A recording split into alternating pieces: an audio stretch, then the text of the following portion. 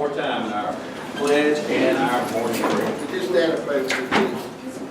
Father God, we come to you this morning, humble and just so full of wonderment in what all you allow us to do as a board, as a community. We ask at this time that you continue your blessings with us. We would also remember, since the holiday happened yesterday, all the veterans of our armed forces that have served, those that have given the ultimate sacrifices, families, and those that are still in service. This time we also are very appreciative of those folks that have come here this morning to help us celebrate various successes throughout the schools. Be with the school board, superintendent, communities as they move forward, making the best decision for the students and other persons in the county. We ask these things in your son's name. Amen. Amen. I pledge Allegiance to the flag of the United States of America and to the republic for which it stands, one nation, under God, indivisible, with liberty and justice for all. Thank you, Mr. Turner. At this time, if there are no objections or any changes, we will approve the agenda as written by general consent. Any objections? Agenda hereby approved. We'd like to take the time to welcome any visitors that we have here that have any special comments they would like to make at this time. We remind you that we cannot vote on those comments today, but we do enjoy hearing from you. If nobody, we will move on. We have a special school presentation from Chiefland Elementary School. We'd like to ask Ms. Michael Coleman to come forward.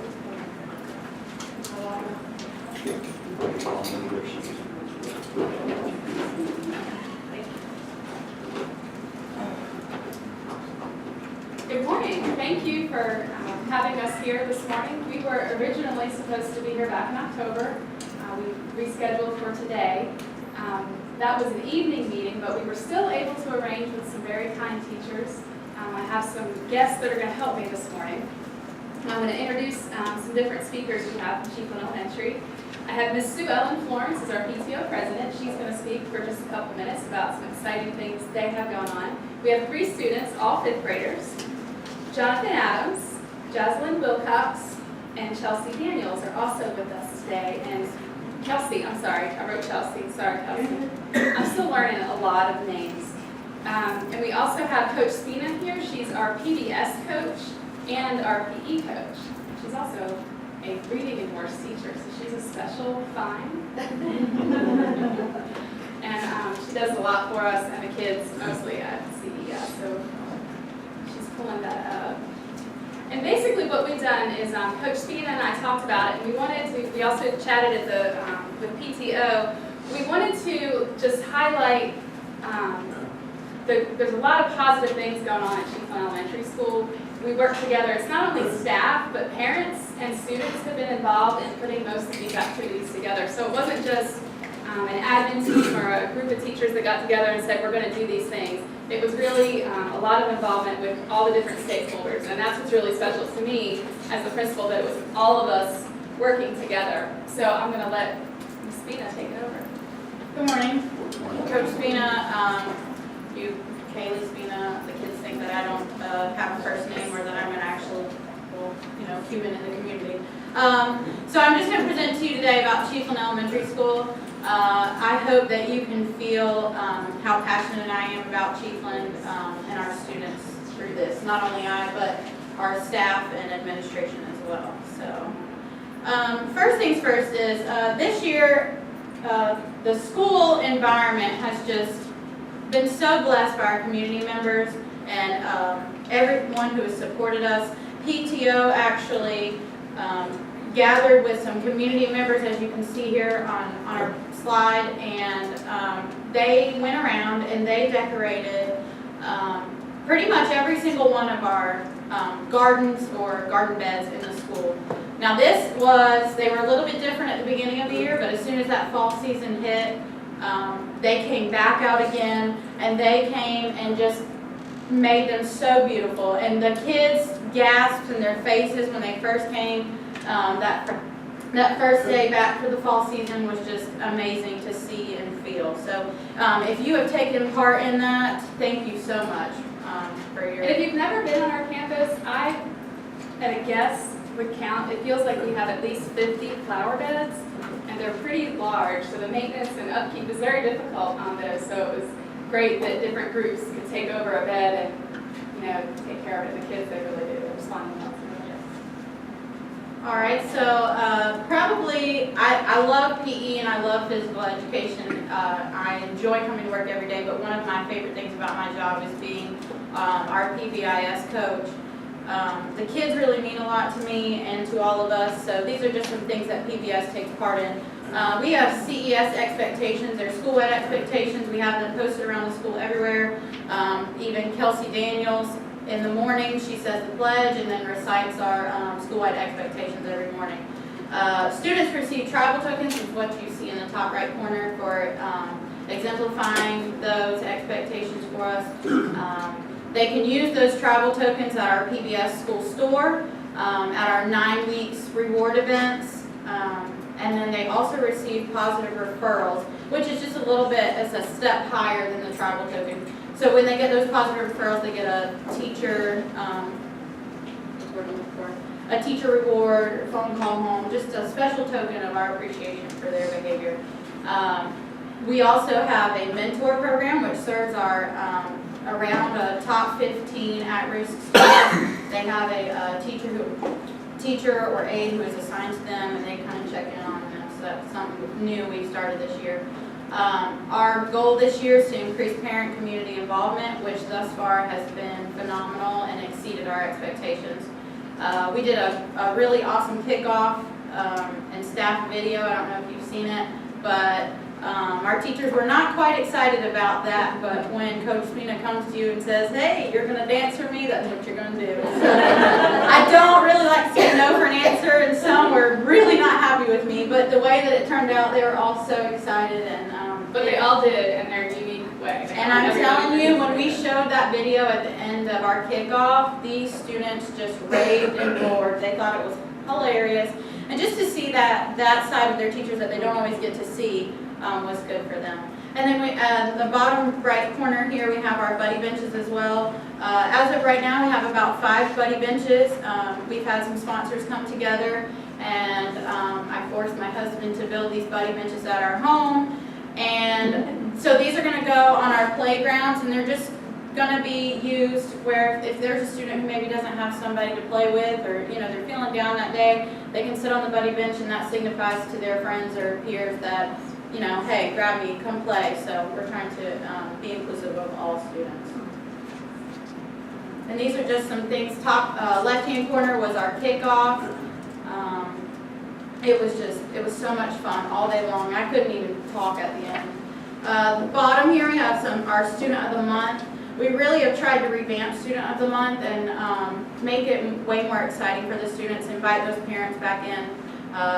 These arrows here in the center, Coach Strickland was kind enough to build those for us. PBIS paid for them, and then I painted them at home, so we used those for our Student of the Month. The lanai here, which was, is it Barnesville? Yes, and it's between 2 of our buildings, for our 3rd grade and our main office building. If you're familiar with the campus, it was just a little grassy, kind of weeded plot area, and so now it's been beautified. It's gorgeous. It's hard to see, but there's benches in there. That's where the students are sitting to the right. Yeah, and here we have actually Miss Crystal Williams. She was substituting that day, and she's reading to the students out there. So it was a really nice. I caught them as I was going by, and I was really proud of them. So to the left here we have our CES student goals. This is for our mentor program for those top 15 at-risk kids. They set goals at the beginning of the year, and although those goals may be met within the first 9 weeks, some students maybe can't make it to that 9 weeks, so they have to have something a little bit more refined for them. So sometimes their goals are met in 2 weeks or a week. This is totally tailored to them. In the center we have our PBS school store that we tried to revamp this year for them, so that they can see it, they know where it's at, and they get excited when they go by. On the right here, we have our positive referral. We also have a pre-referral that is in this format as well. And as far as behavior is concerned, having those two things on a Google Doc or Google Forms has just been phenomenal for our staff and our students. So we can pull data from this quickly, anytime, any day, and it's just been a really great tool for us. All right, so PBIS has been working really hard, and our staff. This is our referrals from last year and this year. The light blue is 2017. Now that is from the beginning of the school year to October 1st. And then the dark blue is this year's 2018. So we've seen a significant reduction in our number of referrals and how we're handling those. And of course, our pre-referral system is also helping that too. Just a few moments I want to share with you. We have had endless amounts of student recognition of their hard work. At the top, Ms. Homan is standing with some students, and they, I believe, had AB honor roll. So for all grades, we did a ceremony for them, and I didn't know that this was going to happen, but I was much pleased with it and excited. On the left hand, Ms. Homan actually used this opportunity with these group of students to set goals, and she had no idea I was saying this, by the way.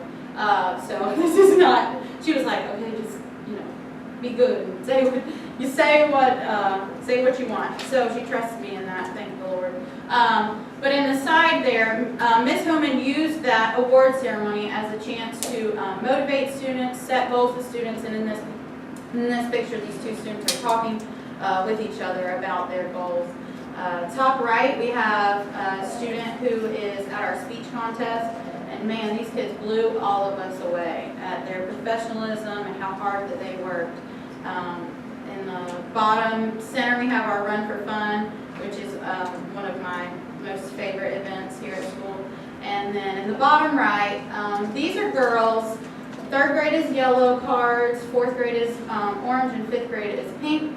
And we're just doing our absolute best to give our students a well-rounded education, heart, mind, soul, academics, everything. So in this exercise, what we did was these 3rd through 5th girls, we talked about powerful words and how we can describe ourselves. And they got to choose their own powerful word, and their words were, I am beautiful, I am smart, I am, oh gosh, I can't even think of, I'm kind, I'm cheerful, I'm blessed, I'm bold, I'm fierce, I'm confident. And so those are things that we're trying to instill in our students. Survey says, if you don't get that, you need to watch more Steve Harvey. So we had some climate and culture as well as student engagement surveys. For climate and culture, the majority of the students described their teachers as fun, caring, honest, and active, which is what every teacher wants to hear. Most students said that they feel happy, excited, and challenged while at school. As far as engagement goes, 70% of students said that they feel they tried their best when they faced challenging classwork. In a perfect world, that would be 100%, but I'm glad that those students can admit to that. The majority of the students feel that school rules help them make good choices. PBS, whoop, whoop, that makes me proud. Most students reported that they do their best to make good grades, and that they feel excited about tomorrow at the end of the school day. So that's what we want. We want them to come back and be excited to learn and enjoy the day. All right, so student point of view. We took a video of some students, and I'm going to play that for you here shortly. We have some of those students with us again today, as Ms. Homan told you. So I'm going to play that video for you. It's pretty short.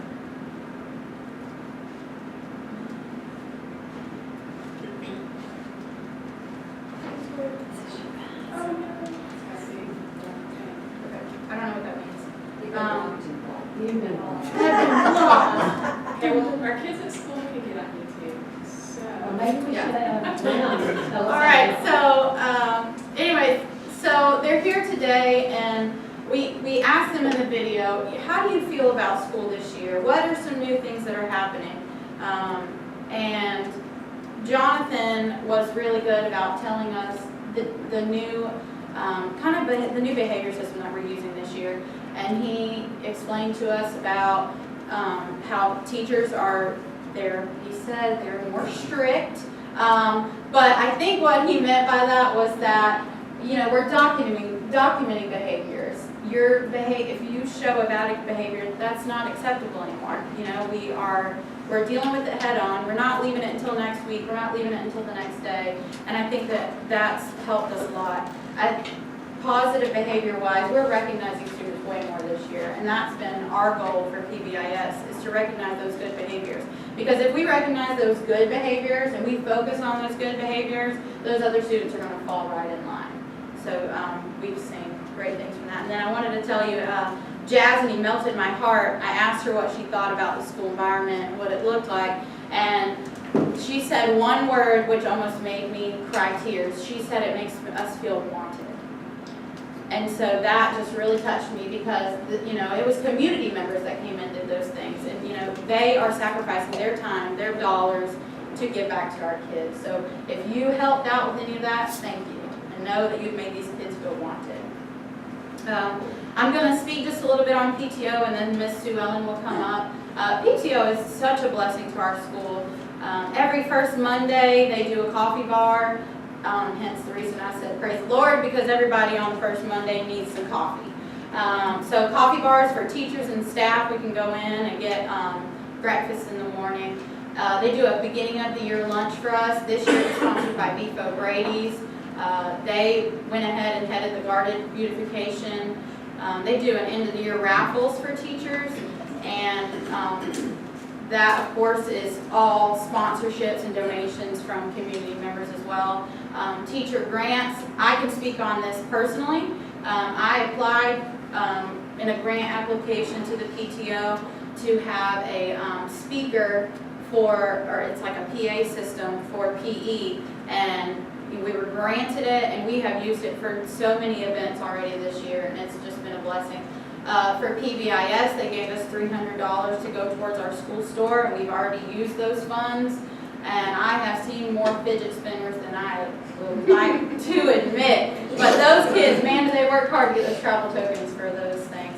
The Fall Festival. Now, what's interesting about the Fall Festival is PTO takes all that money from the tickets, and then they disperse it right back to the teachers. So PE, for example, did a hayride and a golden arm contest, and every ticket that was given to us, they counted the tickets and they gave us that money back. PE was also the top runner at the Fall Festival. Shameless plug. Is that hayride? It was the hayride, it was. And I felt like I was riding my fist the whole night. So they also do the Scholastic Bookstore, which what child doesn't want to go into this, the bookstore, and that's more opportunities for reading and learning, and that's what we want. They also, for the PE's Run for Fun, which we just had last Friday, every single year I text Sue Ellen and I say, Sue Ellen, are you guys going to donate those popsicles again? So after they got done running their mile, each child earned a popsicle, and each child actually, Forward Church sponsored us this year, and each child got a bottle of water. So they purchased 800 waters and got them into us. So once again, that community involvement is just stellar. Here's our, at the top is our hayride this year at the Fall Festival. At the bottom picture, you can see our speaker to the side that we purchased with that PTO grant. Raffles is at the bottom. And then I just, one more I want to, this, at the top right, that picture there of the little frog made out of tires, that is Chiefland High School FFA's garden bed. And I put a little heart over the child's face, but I just want to tell you something. This child right here is quite a behavior for us. He's a runner. Okay, so he runs all the time, and we'll hear over the radio, so-and-so, go get him, go get him. But these gardens in the center of our court there, they just bring him down. They bring him down. They let him de-escalate from his behaviors. And there is not a child that will weed a garden bed better than this baby right here. But if those gardens were not done the way that they are, I can't say that he would stop at those garden beds. So, the community is having a much greater impact than they probably even realize. But this child, we can always catch him right there because he's just so enticed by all of it. So Miss Sue Ellen's gonna speak just a sec, and then I'm almost done. Y'all can have your meeting. All right. Alright, good morning, everybody. My name is Sue Ellen. No, it's okay. Alright, bear with me, I'm not much of a public speaker, so I'm gonna do my best here. Okay, PTO consists of 4 officers, which is obviously me, the president. We have Sandy McGee, who is our vice president, Carrie Gastow is our treasurer, and Crystal Williams is our secretary. And PTO basically lives and thrives off of Yankee Candle. We do that fundraiser at the beginning of every year, and we actually get 40% of all the sales from Yankee Candle, and that's how we fund our whole year to be able to do all the events that we do all year.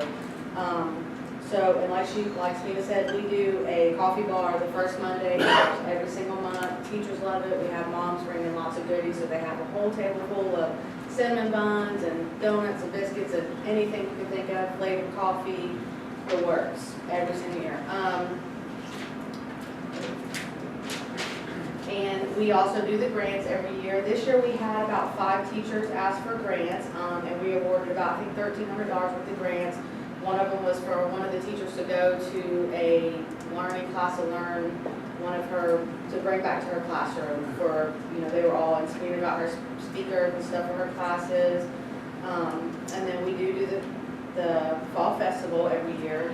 What we do is we fund the candy for them to hand out to all the booths, and at the end of the night, each booth brings back their tickets, and then we count them over the next week, and what they make, they get that back. PTO really basically we don't, make any funding off of the fall festival. That's pure for our teachers, all their grade levels for them to earn money. Literacy Week, usually we do a booth every year with Literacy Week. 2 years ago we did a popcorn bar where we made big index cards. We made huge index cards with the word recipes, and the kids had to read the recipe. They all got to read different parts of it. And one we did a candy popcorn, and the other one we did a garlic parmesan. They actually got to come up and do hands-on and actually help make it, and then take a little bag of popcorn home with each of them. So that was a fun event for the kids and us being involved. Through the year, we get a lot of requests to help with some school funding. I don't know if in one of the PE pictures you've seen how the kids are on the yoga mats in PE. We were asked that we could purchase some yoga mats, so PTO purchased some more of the yoga mats so they would have plenty enough for all the kids. We have been asked to provide one of the new health room beds. Since they moved to a bigger room, we have helped sponsor backpacks in the year and curriculum expensive. This past last week, we actually have a new class, a new second grade class, they do not have any supplies at all. And we were asked if we could help with supplies, so I went to Walmart and, spent quite a bit to just give them notebooks, paper, pencils, the works, Clorox wipes, everything they needed to get them started. So we do whatever we can do. We do a holiday fund every year, usually Santa Shop. We're no longer doing Santa Shop because it's a sad, sad event. So this year we're actually going to do a little holiday fund where all the kids are going to get to make a Christmas ornament to take home instead of having to bring money and buy gifts for family that a lot of them just don't have. We do testing snacks for the SAT, SAT 10, and FSA. Every year we make up snacks for the kids. We don't want none of our babies to be hungry before they take their test. At the beginning of the year, we do our back to school lunch for the teachers. Beef O'Grady's usually always sponsors that for them. And then at the end of the year, we do a teacher appreciation lunches along with the baskets. And usually we either have it sponsored or us PTO moms just get together and cook a bunch of food. And so we pick a date at the end of the year and all the teachers and the whole staff come. And we go around to all the businesses to donate a basket, whether they want to donate something from their business or they go get, a full, Bath and Body Works basket or whatever they want to donate. And each teacher gets 10 raffle tickets and they get to put a ticket in the jar and we raffle those baskets off. So they get, we're awarded baskets at the end of the year. So and Run for Fun, we donated the popsicles and the amount. We also run with the students for the Run for Fun or walk or drag children. We were running. So That's pretty much most of our funds and things that we do for the whole entire year for our school, because we love our teachers, so. Thank you for all you do. Do a lot. Thank you very much. Our teachers. Mike did.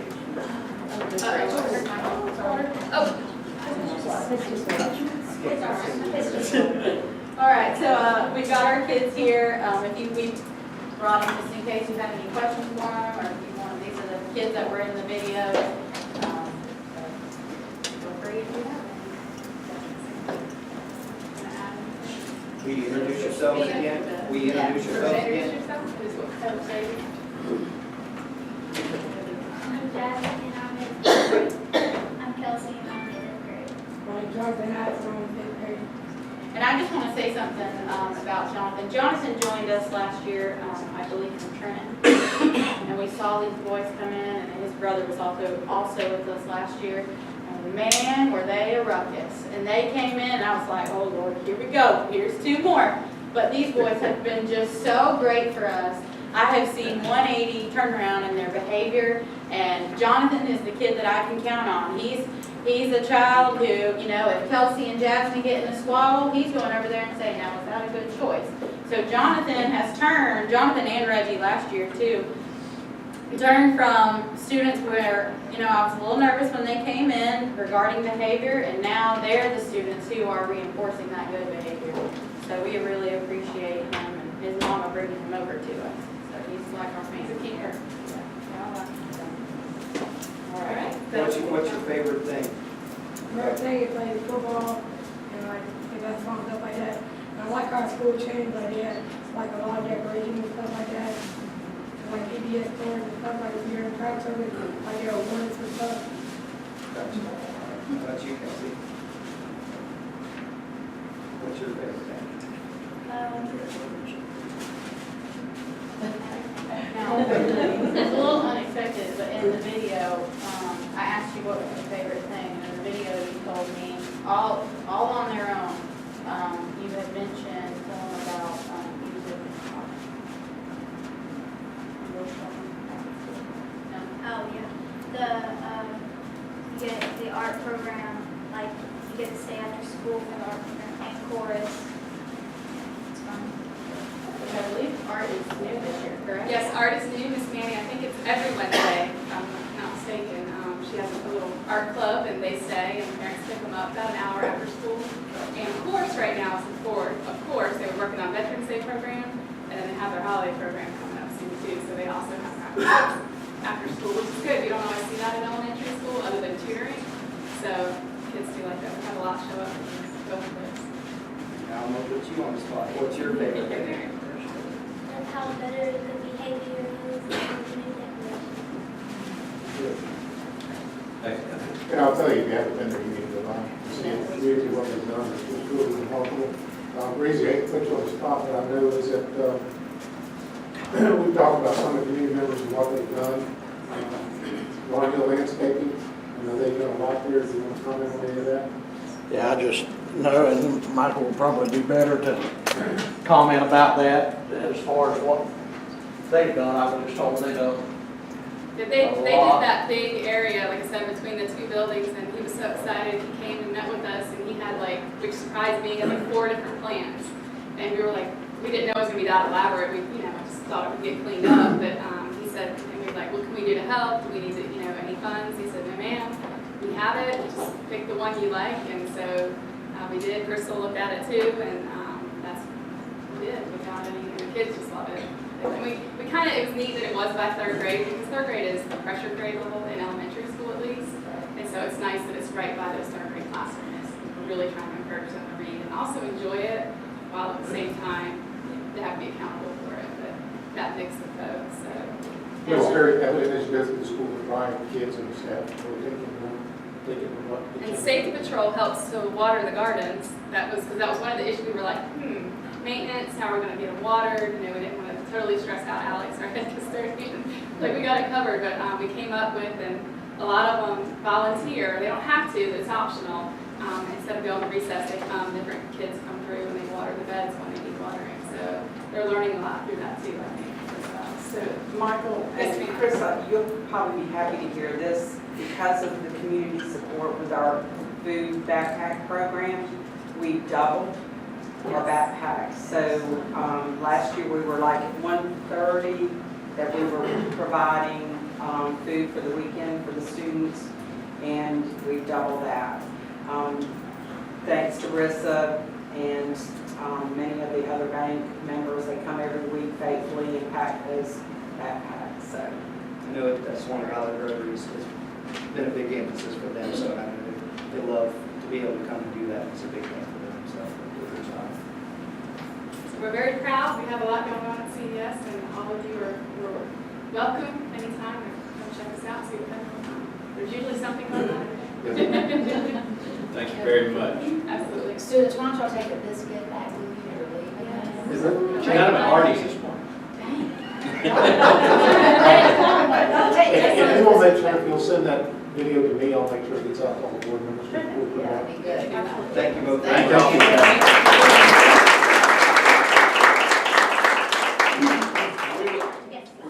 We're going to take a moment or two here to allow the students to head back to the Chiefland Elementary School and take their teachers with them.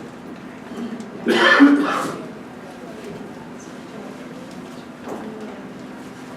you need a moment?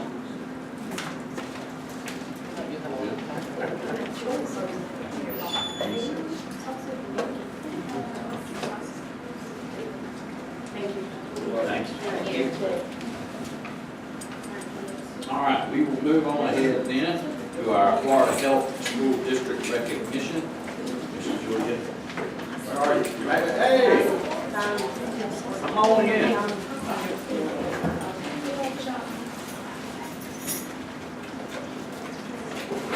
Good morning. Good morning. So we are here today.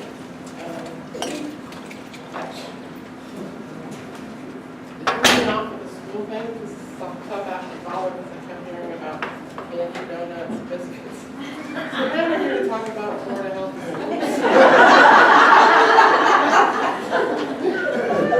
Everything was healthy that they did.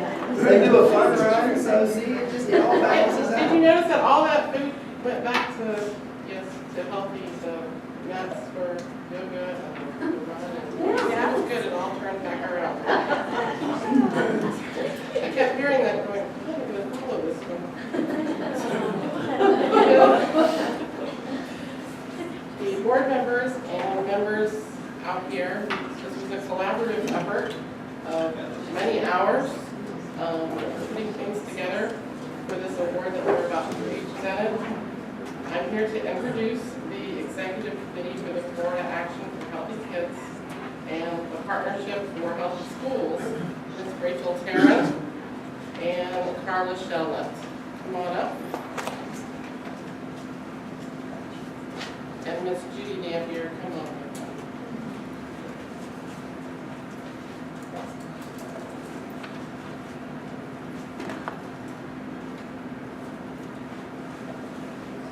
Superintendent Edson and Chair and the board members, thank you for the opportunity to be here to recognize the district.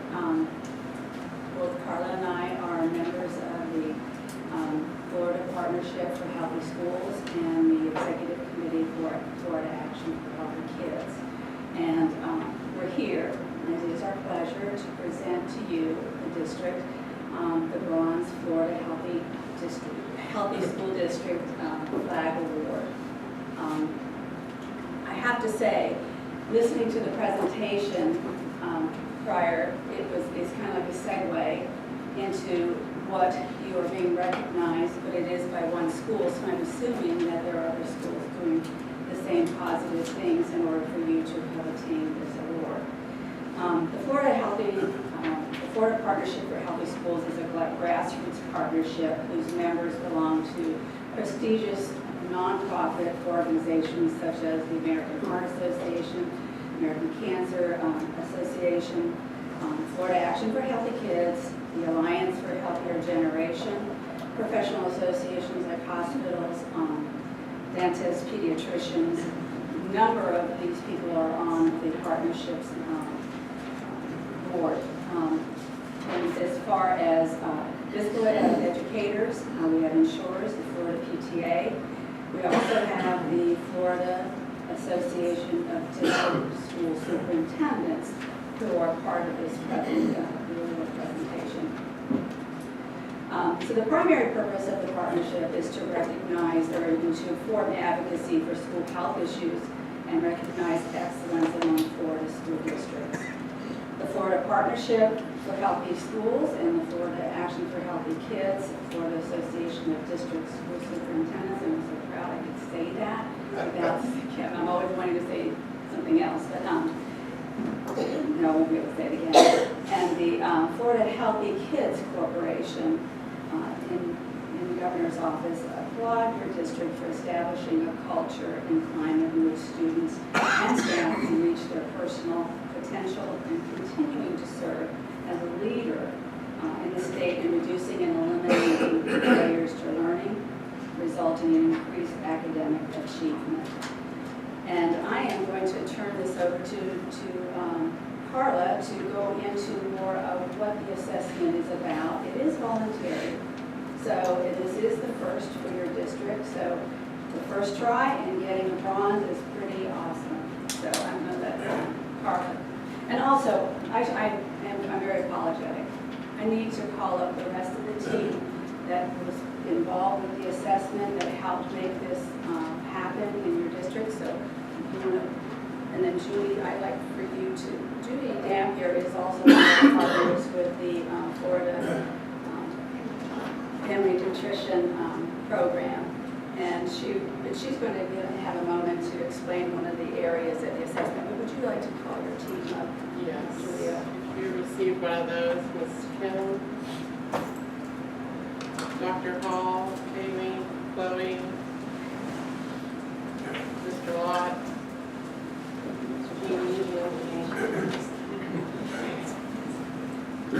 Jill said there was taking a photo.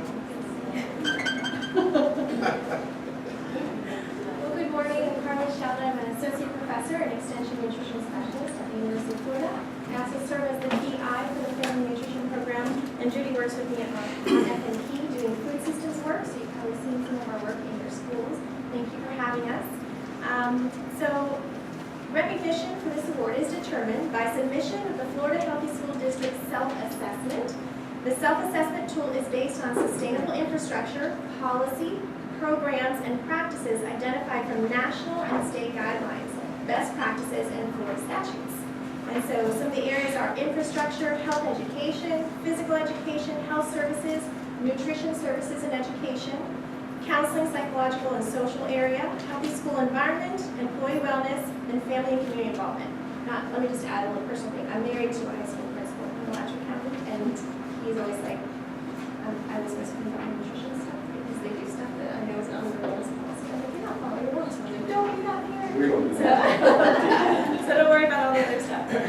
So your school district demonstrated 70% level of success in all areas of the self-assessment, and in 2 areas the score was even higher. Okay, and those 2 areas, the first one, you received over 80% in nutrition services and education. So I want to ask Judy to come over and talk about some of the work that you guys have done to reach 80%. Good morning, I'm Judy Dampier, and as Carla said, I am the food systems specialist for UF-IFAS Family Nutrition Program, and I work in 8 different counties in the Northeast Extension District. As far as what we're doing in your schools for nutrition, we are continually having our program assistant, Kate Trim, comes in and does evidence-based nutrition education, primarily in the elementary schools at this time, but we've also worked at Bronson Middle High School. A big part of what I had to do with this was going into and working with your food service staff, both Julia and Natalie. We went around with Rachel when she was working with FDACs to all the different schools and did the Smarter Lunchroom assessments. I don't know if any of you are familiar with that program, but it's developed out of Cornell University, and basically the idea behind it is to make the healthy choice the easy choice for kids in the schools. And a lot of it is done with promotion, kind of like a restaurant does, except instead of promoting the products that are going to get us the most revenue back, we go ahead and promote the healthiest products. Chef Paula from FDAX and I did a formal Smarter Lunchrooms training with all of your cafeteria staff, and I've met, speaking of Chiefland Elementary School, I'm sorry they left, but I've met personally with Brenda Rolfe, who's the food service manager there, and I know we bought some easy tags that actually say what each entree is so the kids know. We got some new posters. I think she was also interested in trying to do something with one of their literacy nights, promoting healthy eating. That was in October for National School Lunch Week. And I'm hoping to meet individually with all of the other food service managers. Part of the reason for doing this is part of this application process was also applying for the HUSK Award, which was the Healthy U.S. School Challenge Award. I haven't gotten the results yet for Levy County, but we're hoping that we'll go ahead and get the silver award there, which will go ahead and give each school that was awarded $1,000 to go ahead and improve some of the nutrition, whether it be decorative stuff or behind the scenes, knives, bowls, things like that. Thanks, Judy. As you can see, nutrition, food systems, and environment really is a passion of ours, so we're happy to partner with you guys in that area. And then the second area where you obtained higher than 70% was 79% in counseling, psychological, and social services. And so this is engagement and a feeling of being cared for are vital to attendance, retention, performance, and ultimately graduation. I wanted to say, this is where we did hear a lot of that from Chief when it was clicking. I thought, well, no wonder they have a high percentage in this area, because what was one of the responses that the student felt wanted, and that goes along with being safe and feeling that they can achieve their highest performance. So I want to applaud the schools that are doing so. So thank you for remaining at the forefront of ensuring the future of a healthy Florida by creating health literate and health practicing students and staff that are fit, healthy, and ready to learn by being a Florida Healthy School District. We look forward to supporting your success with training, tools, and other resources. I believe we've got some goodies for you. I just want to say, Go right ahead. she had mentioned 9 areas in what she was speaking about, and that's what you see the team here standing for, is they were each assigned an area that they're well versed in, knowledgeable in, and they filled out an assessment. The assessment was then given to Natalie, who then entered it into the computer and sent it to, I believe, Washington. Isn't it in Washington? No, this is Florida. That's just Florida? Okay. So it was Florida submitted. Department of Education. Okay. So it was submitted there, and that's when all the results came back. So I just want to say kudos to the team. That's why we invited them to be part of this. They need that recognition for all that they do. And I hope that in 2 years, we'll see the award being presented, but it'll be a silver award. You ladies, you have your work cut out for you, but it's a start. And, well, first off, Superintendent Edson, we have from the Florida School Partnership polo shirt. So, really nice shirt. Thank you. Yes. Yes, it is, very much. And we would like to have the board and the members of the team come up and do like photo ops. This is the bronze award, and it's a flag that can be hung in right here. And both sides are the same, so you can see. So if we could, to yeah.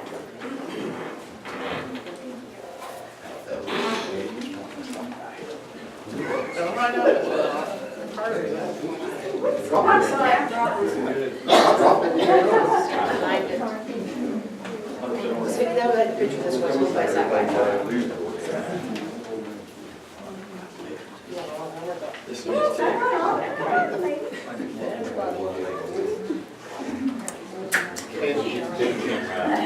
We've got things right here. What am I saying? Fill this What am I little saying? hole, that's what he said.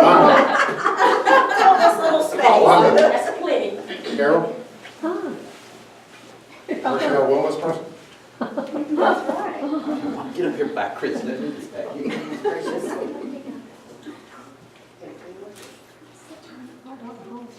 On three, 1, 2, 3. Somebody's missing. Dr. Hall, Dr. Hall. she's hiding back there. She was the over 80 before. Come on, Dr. Hall. If you want to try to get it out, I've turned that screen off, so it will be in your background.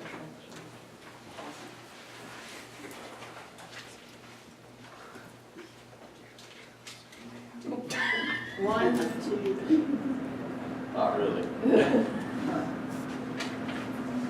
we're good. Oh, here.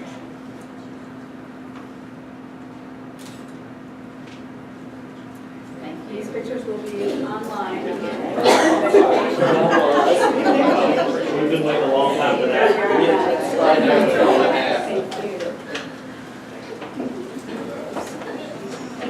Thank you. Mr. Stockman, Mr. Turner's getting hot under the collar at the door there. Thank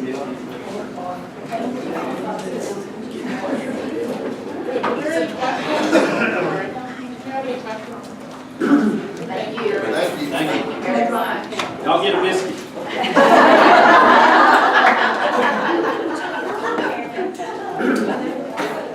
But before y'all leave, I just want to continue on this vein.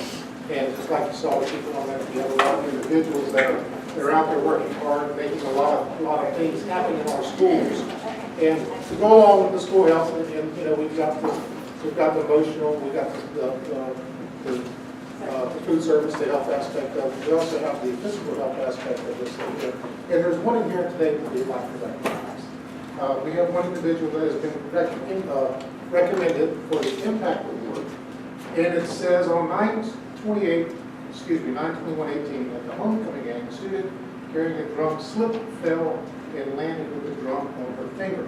Her finger was severely damaged. The child was very upset and severe pain. Ms. Johnson, okay, left the alumni reception comforted and began treating the child's injury. Ms. Johnson cared for the child until the EMTs arrived. The child's finger was broken, severely lacerated, the bone was exposed, and the child was panicking. Thanks to Ms. Johnson, this child's finger was saved, and a scared child felt safe. And that nominated Mr. Asbell. And also, I know I think Ms. Phillips sent another thing on there, but also just to, that's an incident that she's being recognized for, but it goes more and more. She's been recognized. She's done so many things. Here's just another thing, how she helps out in the community. And as you know, we do hurricane duty around here. And so we had I'm going to paraphrase this a little bit, but at the shelter we had a community member come in that lives in a camper and very disabled and have not had a bath or a shower in a bunch of question marks. Okay? Came in very dirty and wet. They bathed him in the middle of the night, wrapped him in blankets, washed his clothes. Went to our house, found clothes from the fit that fit him. He was thrilled with his new digs and sent him on with his clothes clean. So we would like to recognize Ms. Wanda.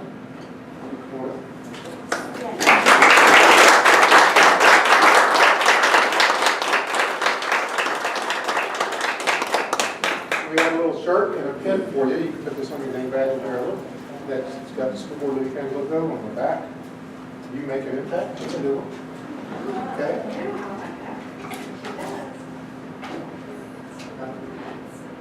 Okay. And we have for you. Mr. Asbell, where did you graduate from? She graduated from Bronson.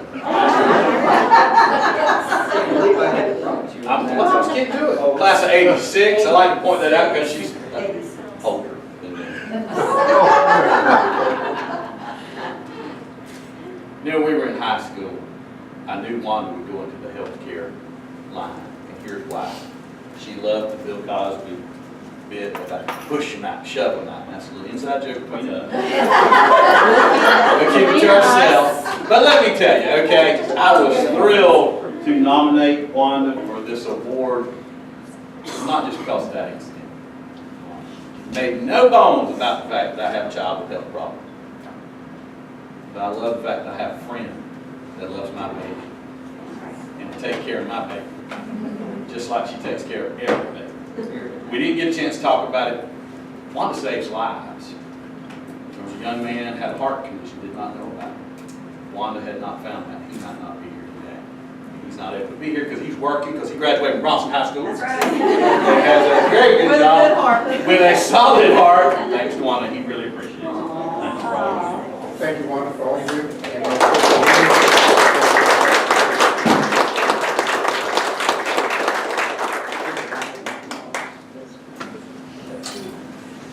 Don't worry, Mr. Ed, I'm sure somebody will do it. It'll take a while.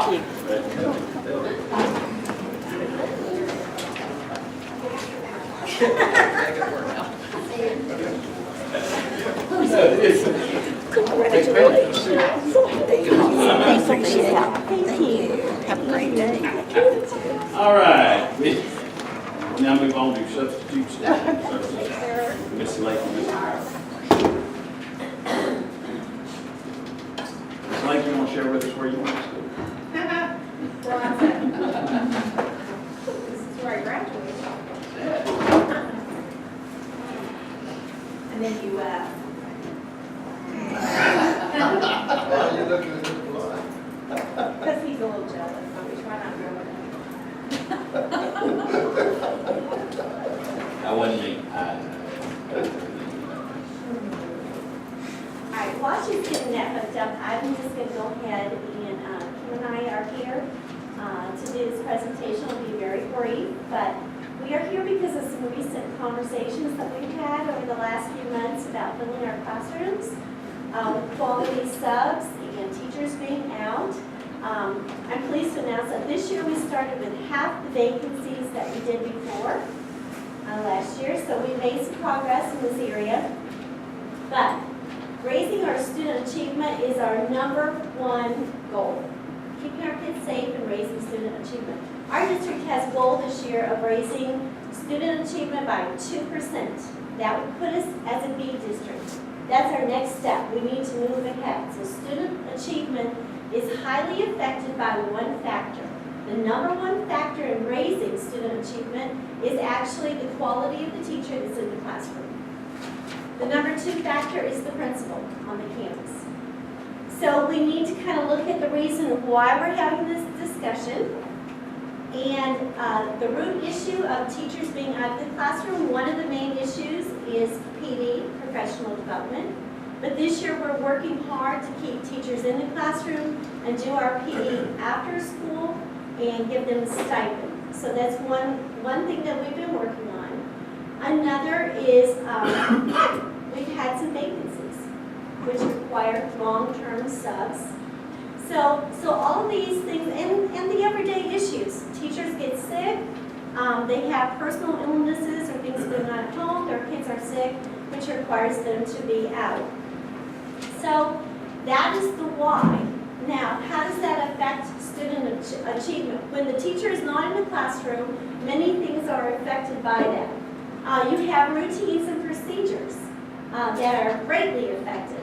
Kids are not in their normal routine. Sometimes there are lesson plans. Other teachers have to come in and help, provide resources, materials, help them out, which takes them away from all the focus on the other students.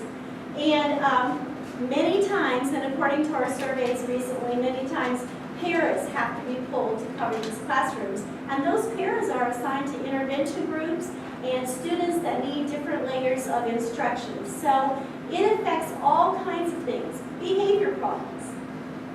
Parents get called when there's behavior problems, then parents have concerns, they're calling in. So in order for us to reach that 2% goal of increase to raise student achievement, we have to have everybody on board. Parents, teachers, admin. So Kim and I are here this morning to briefly present 3 solutions to you. At the end of these 3 solutions, we're going to ask for your feedback, and we're going to ask you to give us direction on which one of these that you want us to pursue, and then our next meeting we'll come back and give you the details of how we could implement that. Our first one is internal. Actually, an internal solution would involve us being more creative in our advertising, reaching out to other different types of media, recruiting, and also offering maybe a special category for retired district teachers after they've been out a year, raising the hourly rate, trying to pull more of them in. It would also focus on bringing in 2 part-time employees right here at the district office to where the subs would be dealt with right here at the district office. That would not be a school site function anymore. It would drastically reduce what happens on the school campus. Usually it's a confidential secretary that's on duty 24/7, basically, taking these calls at 4, 5, 6 o'clock in the morning and trying to fill that. 2 part-time people would be on board to help maybe speed up the process of bringing these subs on, the onboarding. And also we would like to include on this internal solution, we would like to improve our training for the subs. We found a couple of great online programs that we can use. We feel like sometimes subs go in with very little training, which already sets them up not to be successful. They also usually lots of times go in with no lesson plan. So several things here on this internal solution that we could take care of. The second would be external. Totally hiring an outside, contracting with an outside agency to come in, take over the onboarding, they would do all the screening, and these people would actually belong. They would be employees of this agency. They would not be our employees at all. Now, I will have to say, this is the most expensive solution, and some of your large counties are doing this. And our last one is a hybrid solution. This would kind of blend the first one with the internal that I presented, blend the fact that we want to reach out for better advertising, we want to do a better job at training, but this would actually bring together that internal, and it would bring together a software component. Now with this software component, you could pick up your phone, the teachers could pick up their phone, they could do online, they could do a Google app. We could go in, see what days are posted that subs are going to be needed at different campuses. They could actually go in, sign up for the day, the school, the place that they wanted to be. And teachers would also be able to plan ahead, put their days that they needed off on the calendar, and they could attach lesson plans. So when that sub went in, they could feel very prepared about what they were facing, what they were going to be working on for that day. There would be an onboarding component with that. And this program also works very well with Skyward and our position control, which we already have in place. So there's a lot of possibilities there. Kim is going to give you the pros and cons of each. Then when we finish with that, please, if you could just give us some direction as to which one of these you would like us to. So first, the internal solution, which is just a revamp of the current process, which Ms. Myers went over just a little bit. The pros to this is everyone already knows the process. So there's little to no training as far as the teachers are concerned. We are allowed to continue focusing on reducing the root issue, which has already begun this year, and we would like to know if our new policies are actually working. This is the lower cost versus the staffing agency. We estimate this cost to be about $35,000 a year. And control, we continue to have control at the principal level and district level. Cons is it does not necessarily increase the fill rate, the sub-fill rate. It's currently difficult to track absences. We need to work with Skyward. We can't pull certain trend data for the superintendent. We can give him a broad overview of why these absences are occurring, but to really drill down and give him better assessment of what is occurring in the schools, we would either need Skyward or something else to help us do that. And it's still maintaining those increased workloads on personnel, payroll, and the school office personnel that is doing the coordination. There's no relief for that. Although if we bring in the two centralized staffing coordinators, it would reduce the workload on the school officers. The external solution with the staffing agency, of course, we would improve the fill rates here. We'd have access to a larger sub pool. It would provide administrative relief at a district and school level. As far as personnel, there would be no recruiting, screening, training, or hiring from personnel department. And then the school level, of course, they would be coordinating. This would shift from our payroll and finance and shift to AP and finance. So finance would not receive any relief in any of these solutions. Transfer of liability would sit with the staffing agency. This allows subs and teachers to schedule ahead and better plan for absences. And it is probably the most effective and efficient in terms of hiring subs. Some cons here is it is the highest cost of all options. It has one of the agencies has a 33% markup. That's the lowest we could find, and that would add an additional $130 to $150 to the general fund. And cost reductions are minimal to help offset. The only cost reductions we see are some drug testing cost reduction and taxes. We would just pay Medicare at 1.45%. Or that's what we would save, I'm sorry, it's Medicare at 1.45. Kim, Yes. number 3 under the cons, is there an example of? No, I'll get there. This is just using Marla's and some other people on our team who have experience with substance, some of the trends we see with teachers. I will say the superintendent disagrees with that evaluation or assessment, but I'll get to that in just a minute. So loss of control, again, we found out in reaching out to some of these other districts that some of these staffing agencies have certain things in place where they can't touch students. Well, that's vital in some situations with the ESE students. We don't have any control over that. If they're mandated by the staffing agency, they have to do what the staffing agency mandates them to do. There's a possibility that the district could not hire the subs, so once we turn our subs over to these staffing agencies and a full-time position comes open at the district level, there could be a penalty for us to hire their staff into a position. You certainly couldn't move their staff around like we currently do with our own staff to fill certain needs.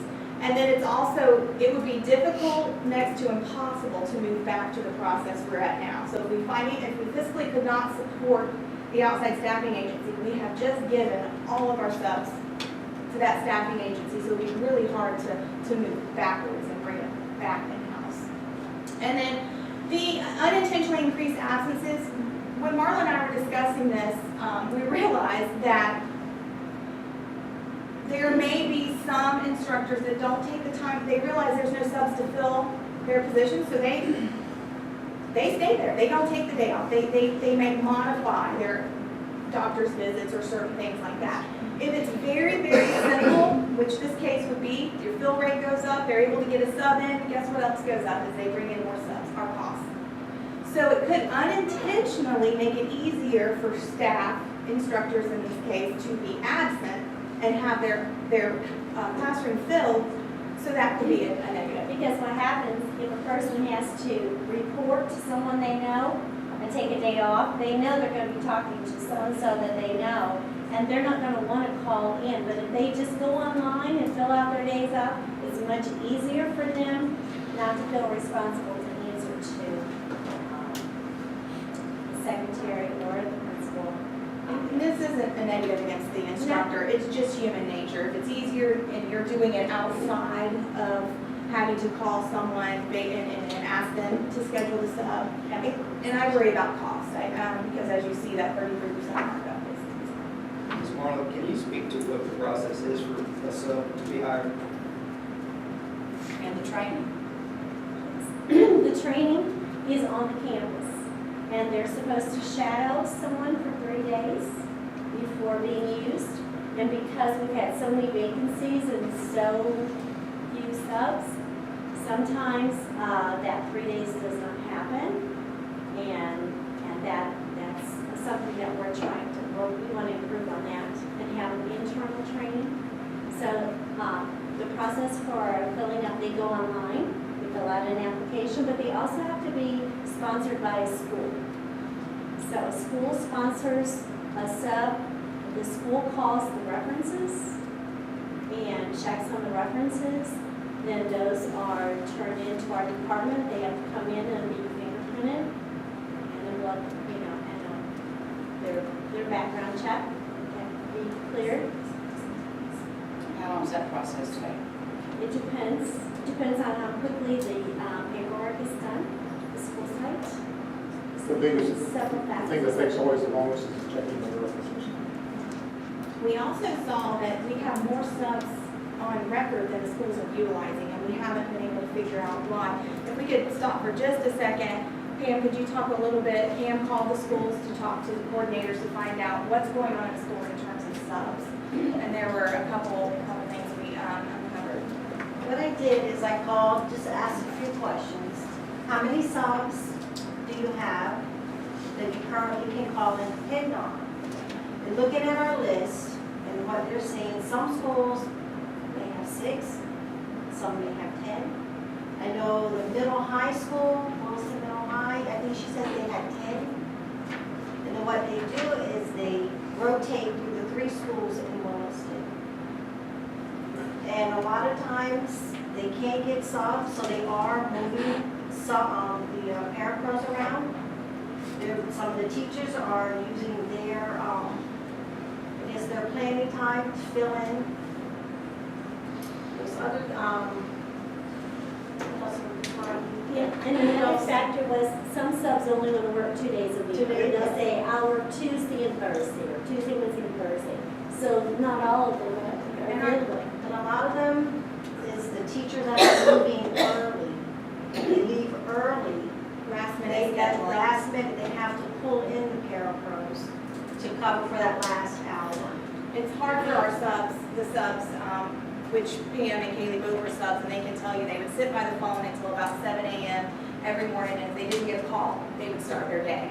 So our subs in our current model aren't able to schedule ahead of time. So sometimes it could be the sub is just not available that day. Not necessarily we don't have enough subs, because we're showing we have far more than 10 subs. Yes. They're just, there could be other factors at play for why we're not pulling more into it. And just to clarify something, the school acts as a business, so to speak, and school sponsors and stuff. But just in the case of Williston High School may sponsor a sub. Different people like to do different things. Well, they may like to be okay at Williston High School and Williston Elementary School, but they might not want to do Joyce Local Elementary School. Or they might be sub at Williston Elementary School, might be fine subbing at Joyce Local, but they don't want to do at Williston High School kids. So you might have a sub sponsored at one school is serving at other schools, and we have some schools that people that sponsor 2 different communities or come into different communities. So it's just a matter of knowing who's on what list. So to go back to my question, so a person goes online, fills out the application, because I had somebody ask me on Thursday night at the Fall Festival, Cedar Key, they fill out the application, it comes to you. Then, Well, actually, the school has to sponsor that person. So they actually, that school does the reference checks for that person, and they forward the paperwork onto our office. so the application goes to the school? Yes. Okay. Right now, it's just like they're getting a job with that school. All right. So then the school checks the references, and then after the reference check, then they're sent up here to do fingerprinting? Okay. And then what's the process then? Do they take a test? Do they? And they have to, if they don't have at least 60 hours at a college, they have to take the parapro test Okay. to be a sub. They have to pass that. And so we set that up. We used to have that once a month, but now we have that as needed. So if somebody comes in, needs that test, we do that. And we try to do all of these things on one day if we can to speed the process up. And so is the parapro test before fingerprinting or after fingerprinting? Before. Okay. Because they have to have it. But like I said, we try to do those things possibly all in one day if we can. They have to pay for their own patient. So what is the pay for substitute teaching? It just depends on what kind of degree they have. It starts at $9. $9.25, we just put We 50 just cents put on it that, on our website. Went to $9.75, just added 50 cents to those, so. 950 if they have a degree. No, If they have, there's 3 categories. it's listed on our website. I'll give that to you at the end. So the highest pay is 950. No, That's the base. and it might not be 950. I'd like to confirm that, so I'll get that for you, as soon as we get done.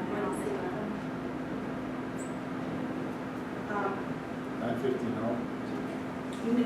It's 3 different levels, and I will print that out for you so you have it, because I'd like it to be accurate when we post it, so maybe you'll entice some subs to come in. But it's 3 different levels depending on their qualifications. Do you think A has anything to do with that? Actually, when we started looking around, we pay some of the highest sub rates. These are subs. The pay is low for they're sub positions. They're not benefited full-time employee positions. Mr. Etheridge just pulled it up. It starts off high school diploma 9.25. AA degree is $9.75. College graduate Perfect, thank you. And that, and that's on our website. thank you. I knew it was something.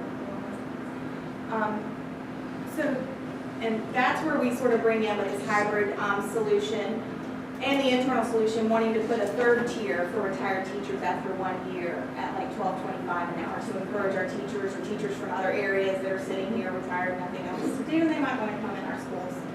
Alachua County has that same practice. So the hybrid solution, the difference between this and the internal is it uses the internal, and we would like to use the centralized sub-coordinator for some of these issues that Mr. Coward was bringing up. We feel that could speed up the sub process. It could utilize potentially more of our subs, meaning we feel if you bring it out of the schools that you might have more time to get to process those quicker and then get them into the schools faster. What the hybrid does is it adds this absence management software component, which would actually be the sub-scheduling piece. And it would allow teachers to schedule ahead of time and subs schedule ahead of time and know when they could work. This would let us better track absences. It lets us drill down a little bit deeper. It would provide, again, that administrative relief to the schools, more or less. There would still be a few functions they would put down there. It is the lower cost of the 3 options. It's about $30,000 for the software. Again, it allows the subs and the teachers to more effectively plan. And it also makes it possible for a future transition to a staffing agency easier, because this software is the same software that would be used if you used an outside staffing agency. Teachers would log into it, no matter who we went through, a teacher would still have to log into this software to contact the staffing agency. So it would allow the teachers to understand that software better were we ever to transition to a staffing agency. And in turn, this solution also makes it easier to move back to the current process, because we would just be losing the software component. Does this create what you were talking about, the staff agency also, that it's easier, you may see more substitutes? Yes. And it also allows control through partnership, because we're partnering with the software. We're not giving up control. We're not going to a staffing agency and abiding by their policy or defining it in a contract. It allows us that continued focus on the root issues, and it has an onboarding component that we can use for the subs. The software offers that. The cons is the teachers now have to be trained in this new software. We've reached out to Citrus County and Alachua County and gotten some feedback from them on they've used the same software. And it doesn't necessarily increase fill rates, but Ms. Hires and I feel like the ease in scheduling on the sub end may actually increase fill rates, because subs could set their schedules months at a time. And also, if we do this software, I'm going to reach out to Dixie County and Gilchrist County, and if they got on board, we could actually commingle our subs, where their subs would have access to our calendar, and our subs would have access to their calendars, and if they didn't have anything on their to-do list that day, they could come sub over here, or They could work a lot more days if they needed to. there's no real administrative relief at the district level. It still stays with personnel and finance. And it may not be the complete answer. We may find out that we still need to outsource to 2 years from now, 5 years from now, who knows? We may eventually still need to outsource. So again, we came to you all with not a lot of detail because we wanted direction, and then we want to flesh out the detail and come back to you how we would enact. Does Skyward not have any of these functions to be able to access or use Skyward? Not for staffing. It does, there's some stuff that affects working with Skyward as far as attendance and tracking, but it doesn't to the detail of what they're talking about. It doesn't do that. We watch that because one of the things we want to make sure is that we keep our people in school and have a process of us not creating a problem. Does Dixie and Gilchrist use that too? Not currently. I'm not sure what they But there are use. 500 districts that use Yes. this. There are 500. 500 that use the software component. In any district that has a staffing agency and outsource their staffing to a staffing agency, they are using the software, because that is the software of the. And so could you give us the internal solution where it's a district employee? What was the cost on that? Those would be 2 part-time, they'd be 24 hours a week or less, so that we would not do the benefits. So that cost to that, we're thinking around 25,000 for both. No, that was another. So around 25 and then 30 for the hybrid solution. Well, the internal has increased, well, both would have increased advertising, we want to increase the advertising budget a little bit. Well, in my opinion, number one is that it's got to be taken out of the schools because it's not efficient, we're not consistent, or there's things that are happening that we all know.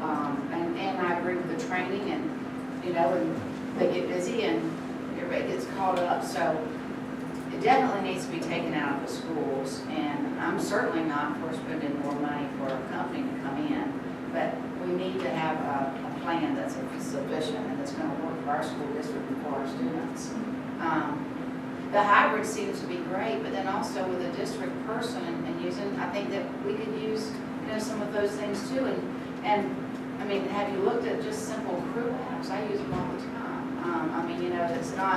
It's not tied to Skyward. I mean, I know there's other issues and things with the schools, but I mean, there are other solutions and tracking, definitely.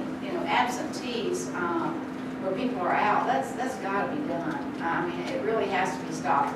And I don't mean to be ugly, but I kind of disagree with the statement about people won't schedule, or not miss school because they're going to report to a computer or not. I think it was important, but they're going to have to miss. But at the same time, there's so many dedicated people that they don't want to miss, and so I have to give credit to them, for that. But at the same time, we do have a lot of people that miss for silly things that are unnecessary. So whatever it is and whatever discussion, I think we need to take it serious and something does need to be done. And I would really like a copy of the PowerPoint, please. We've looked at other software. The reason this software is the direction we need to go is it is vital that it tie into Skyward so we can process payroll for this stuff. We don't need to make another set of work. Right. Oh, amen. That's true. But you hit on to something. I think we're going to need the centralized system and the software, in my opinion, to make it really work, because the software, right now, our schools are just overburdened with this particular task. Yes. So my question along that lines is this isolated to certain schools, or is this across the district that we have this issue?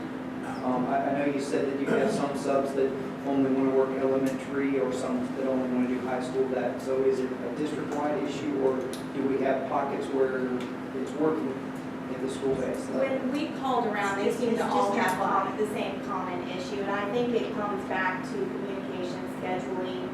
I think there's a bottleneck somewhere, and these subs just aren't getting filtered out the way that they should. Possibly. And school size, too. If you look at Chiefland Elementary, our largest elementary school, Williston High School, our largest high school, they, of course, need more people, to fill in just because of the size of their staff. And if we have a vacancy starting out, they're already pulling a sub in as a long-term sub and taking them out of that rotation. And when they do training or scheduling during the day or IEPs or something, I mean, if it could be, all one day, so we do fill that sub and kind of stop that too and pull in the teachers. We need to look at those things as well. The superintendent's been working hard on it. Yes, he's been talking to That into the process. With adequate training and support, these folks that would only substitute in elementary, let's say, because they're afraid of going into high school. With adequate, again, training and adequate support, I think we could persuade a number of those that, hey, it's okay to go into the high school. And that's why the training and program is so important to Ms. Myers. And the training with having a district person too, that would kind of be in there too. They could do the training, they could do all the fingerprints, the testing, it could all be done, and the paperwork could be done here. Yes, ma'am, that was our thought. And a big part of the reason why a lot of folks sub is because of relationships with their kids. And, they may only want to substitute at this elementary school because my kind of kid goes there and I've got relationships with these people and I know them. And then when they get to be old enough, they get to learn new people and form new relationships and be more comfortable there, but that's one of the things. Yes, sir. Go ahead, sir. I just on the back end of that, because the system and the way it is now, those schools have just unbelievably correct. We could have substitutes who don't work out very well. I just wanted to make sure when we build this on the back end, that school has the ability to get impact, input back in so that if they're not effective, that they don't stay in the system forever. There's a lot of advantages for the schools if we would. I just want to make sure that they have input into it We long kind term. of felt like having a centralized person would make it easier to answer that, because maybe that sub isn't good at that school, but they might still be a good sub at a different school. So this would allow us to kind of triage and see exactly what we have in the sub. When a school decides they don't want to use that sub, I'm not sure, I don't know that they go anywhere else. I don't know how that works. So that was another reason that Ms. Myers really liked the idea of the centralized, and she has seen it work in a previous school district. Yes, sir. I wonder, and I know Mr. Masters is here, so, and as a kid growing up, a lot of times our bus drivers, once they got finished running the route, back, I can remember, in Sheffield, she transitioned from a bus driver to a full-time position, so, but Ms. Gerald's, so Ms. Hardy, people like that, so have we reached out to those people to maybe see if that's a possibility that there's some bus drivers, maybe they would like to work more hours, so. No, actually, I have not. I have, Great. She has that. I Food have- service has that. I do know that there are some bus drivers that would like to fill in the middle part of the day. Yes, sir. And so I do want to point out, I'm glad you reminded me, we're talking about instructional subs right now. But if we use the hybrid and have the software, it could potentially move out easier to food service and buses. But for now, we're talking instructional. And if we were to go outside, we're only talking instructional. So, I only speak from my opinion, but I think I get that feeling from everybody else. That external idea is out. My reason for it being out is it's expensive, and then we can't revert back. They got us handed up. My question is, and only because I'm ignorant, I will admit it, in the hybrid solution, say I'm a teacher, come up sick, who do I call? You'll have an app on your phone, and you'll go right into your phone. But I'm ignorant, who do I call? I'm old You're not fashioned. going to be ignorant because we're going to train you. And there's an answer to that.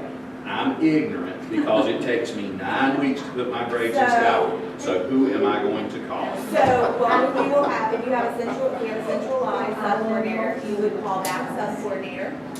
If it's here, if it's still sitting at the school level, it would sit at that school level. And as a matter of fact, with this software, they will be running reports every morning so that the school is very much aware of who has a sub, who's coming in, and who's not filled. That will still either this, if it's you're lucky, we're getting into the process, but if it's centralized, they could run it and send it to the schools, or that is something we would show the bookie, or the confidentials how to do. I want to know the process because we're fixing to decide. What's going on right now don't work, okay? Exactly. I don't want to invest money in another thing that don't work. I don't want to buy a Ferrari that ain't got no tires. We just don't have the detail for everything, so once we get the direction, we are going to hammer out those details, because it's a very good question. I also have a gentleman that will come and do a presentation about. To train about something.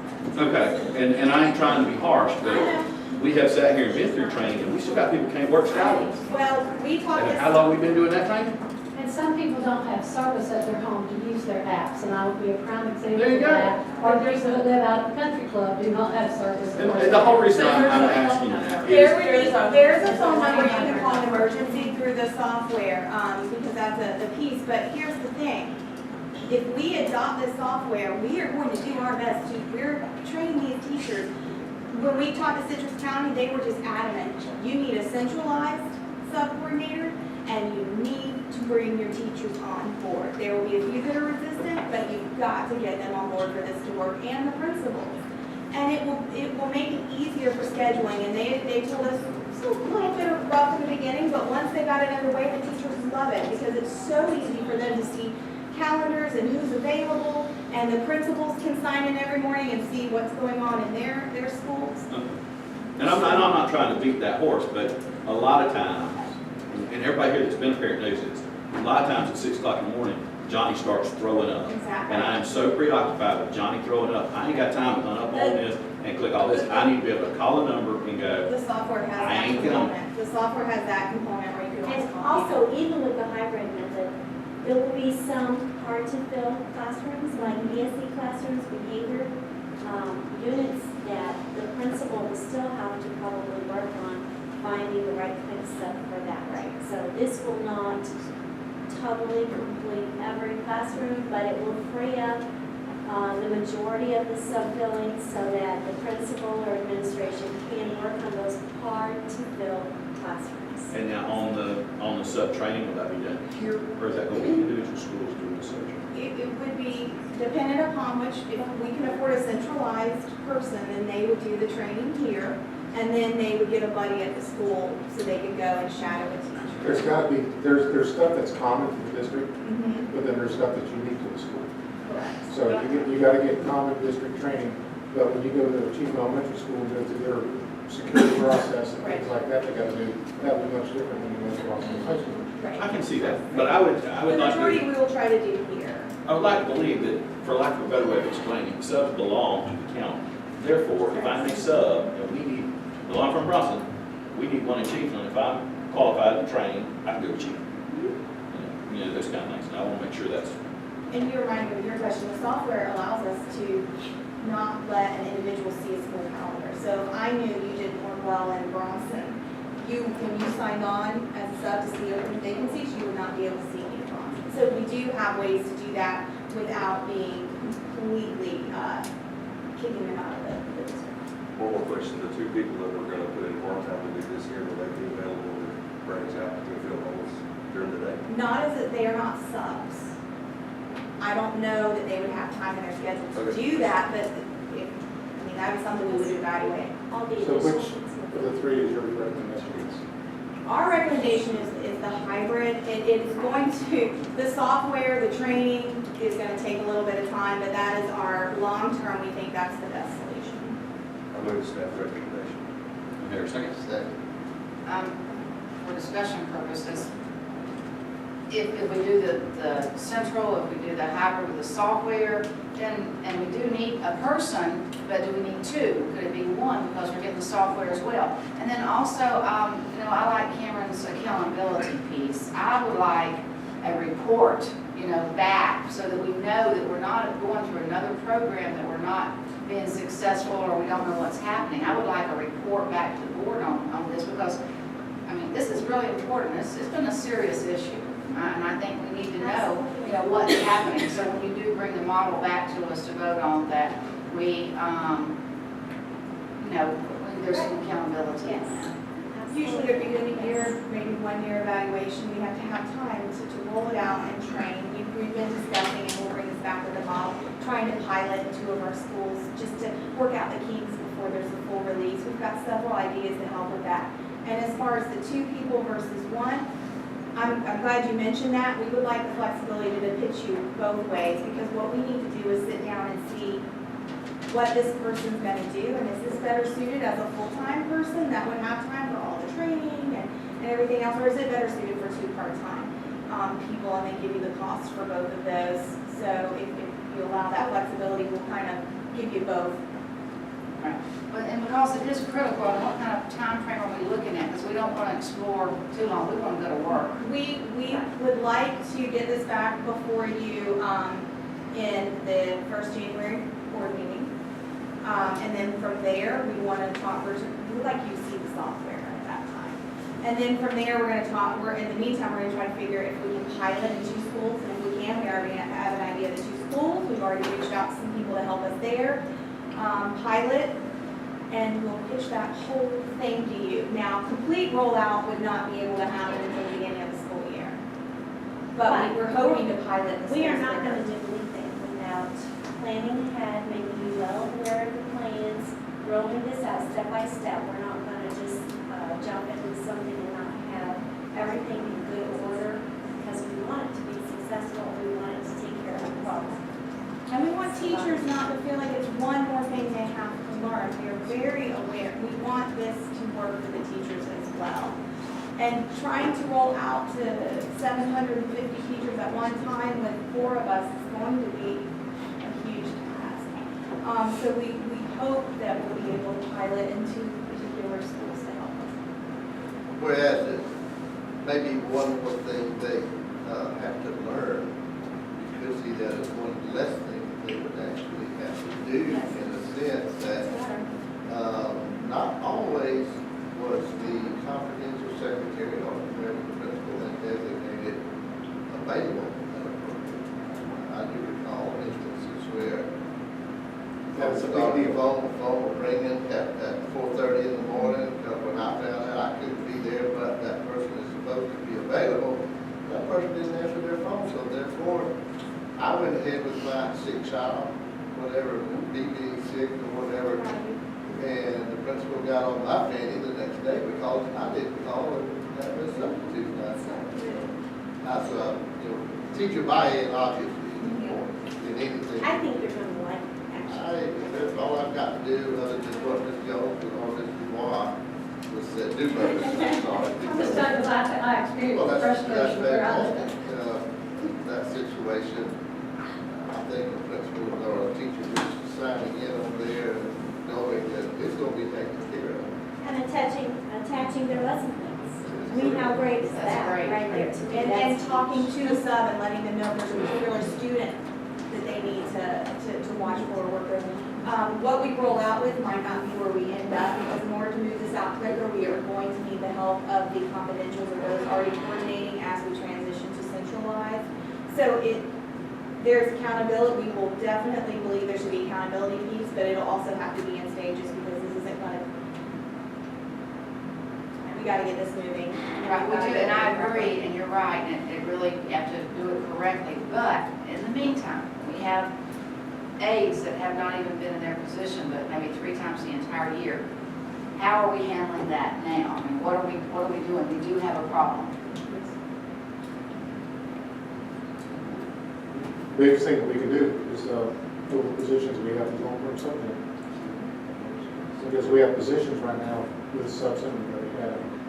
But we get the teachers hired, it fills up a lot more people. It's hard to handle that. All right, if there's no further discussion, we have a motion and a second. All those in favor, please say aye. Aye. Any opposed? Motion carries. Yes, sir.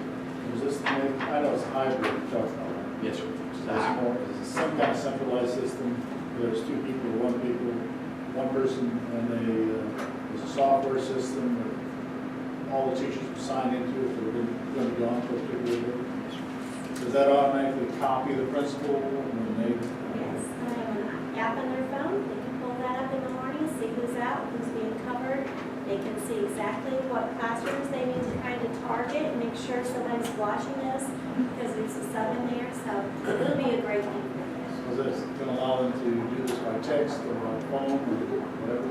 Yes. And we will get the company that's doing the software Frontline. to come in and demo that for you all. I think you'll be amazed at what this software. Excellent, thank you. Motion does pass. And at this time, we're gonna take a 5-minute recess. We will call this meeting back to order.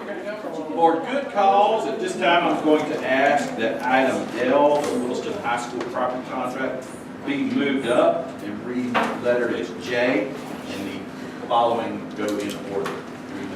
Reorganize in the same order. Aye, excuse me, aye. If there's no objection, we'll move forward with that. At this time, Mr. Superintendent, we would like for you to discuss this with us. All right, well, you've got a new contract, and if you remember, for the sale of the high school property. And if you remember, you had some concerns about the old contract. And Vicki, you want to kind of, and she brought in a little timeline, a little graph here, which makes it easy. And Cookie, do you want to talk to us about the new contract?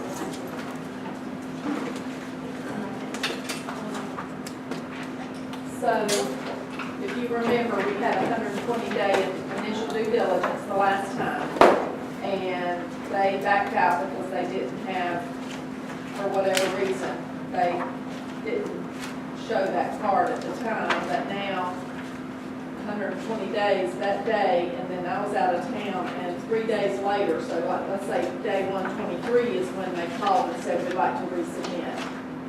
And so they have a tentative commitment from an anchor tenant that they're excited about, and hopefully they'll be able to release that information. So they wanted to resubmit a contract and immediately added $250,000 to their purchase price. So I think that all was very positive for us. And after ironing out some timelines differences, we worked through that, I believe, on the 31st, the meeting that I was here by phone. David and Denise have come up with a timeline, and the buyers have proposed their timeline, and we've hammered it out, and so that's what we presented to you today.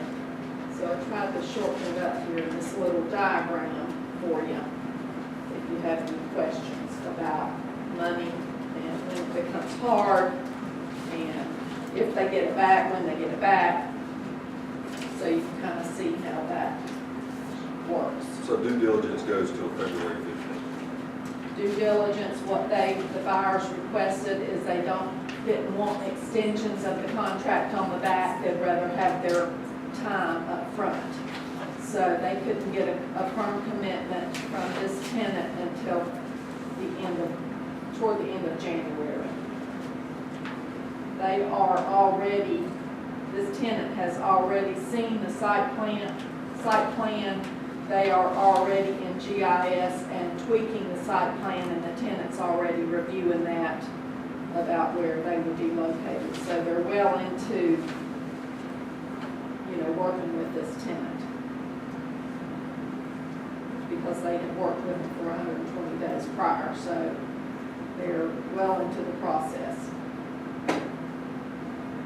They also are, one thing that you requested was that they go ahead and start their government approvals. Don't wait until the due diligence. Go ahead and contact who you need to contact to get your approvals. So basically, we have open period till February 15th, and at February 15th, if they don't come with hard money February 15th, then we'll tell them the tenant's not. Well, they'll say yes, they'll say yes, we're moving ahead, okay, give us some more money, or no, we're not moving ahead to get the 25 back. So no hard money up front.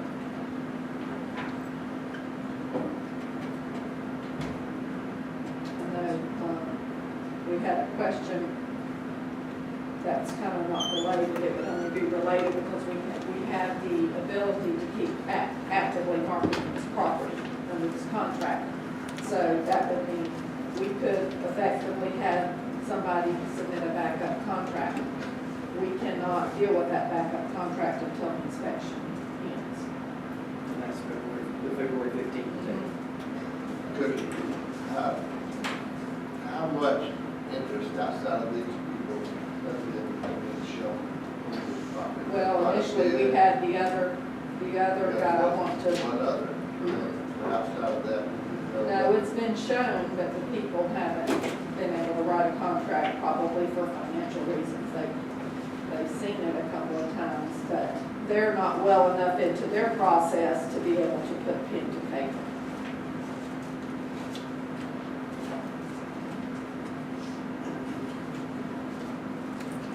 From our standpoint, the school district is looking at candidates for the project. We make it to February, we start that process in July. The sale of this one, I have an offer sometime, is that correct? I would say, and I've got to talk with Kim, and so there's a lot of things that I don't quite understand, different answers that we're getting, but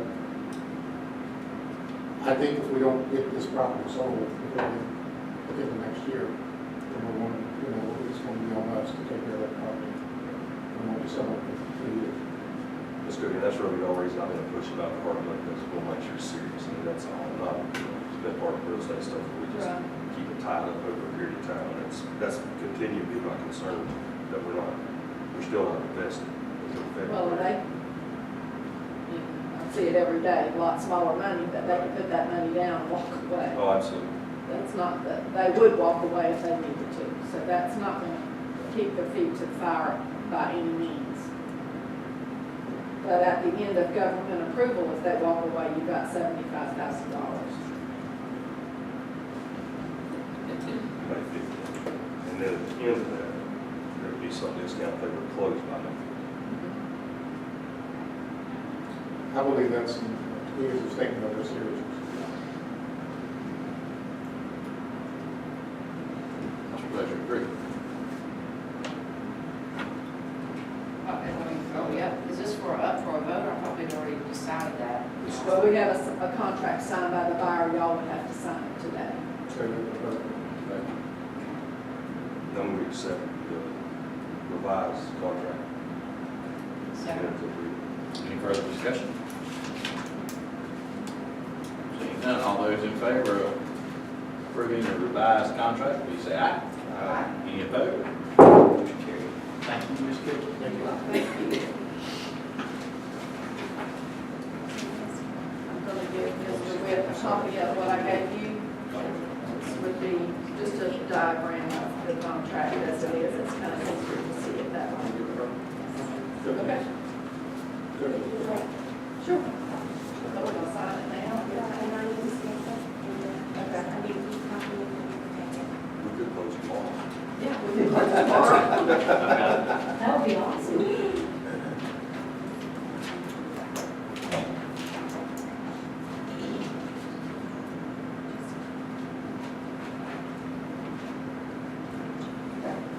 Thank you. Thank you. Y'all are welcome to call me. We think it's something. Yes, sir. I wasn't, Jeff was talking to you, wasn't talking to us when you were talking about, does this affect, would this affect just the middle high school project? It wouldn't affect the project, but how the funding flows and how the district funding affects where the money goes and what you can do with the funding. So when do you need approval on this? We've got approval on it, Yeah. so we just have to go forward. But whenever you get a special facilities funding, if you get any revenue after that date, that revenue goes towards that project. Meaning it would be beneficial for us to close on this project before July 1st. So that we can spend the revenue the way we need to spend it instead of giving it back to state authority.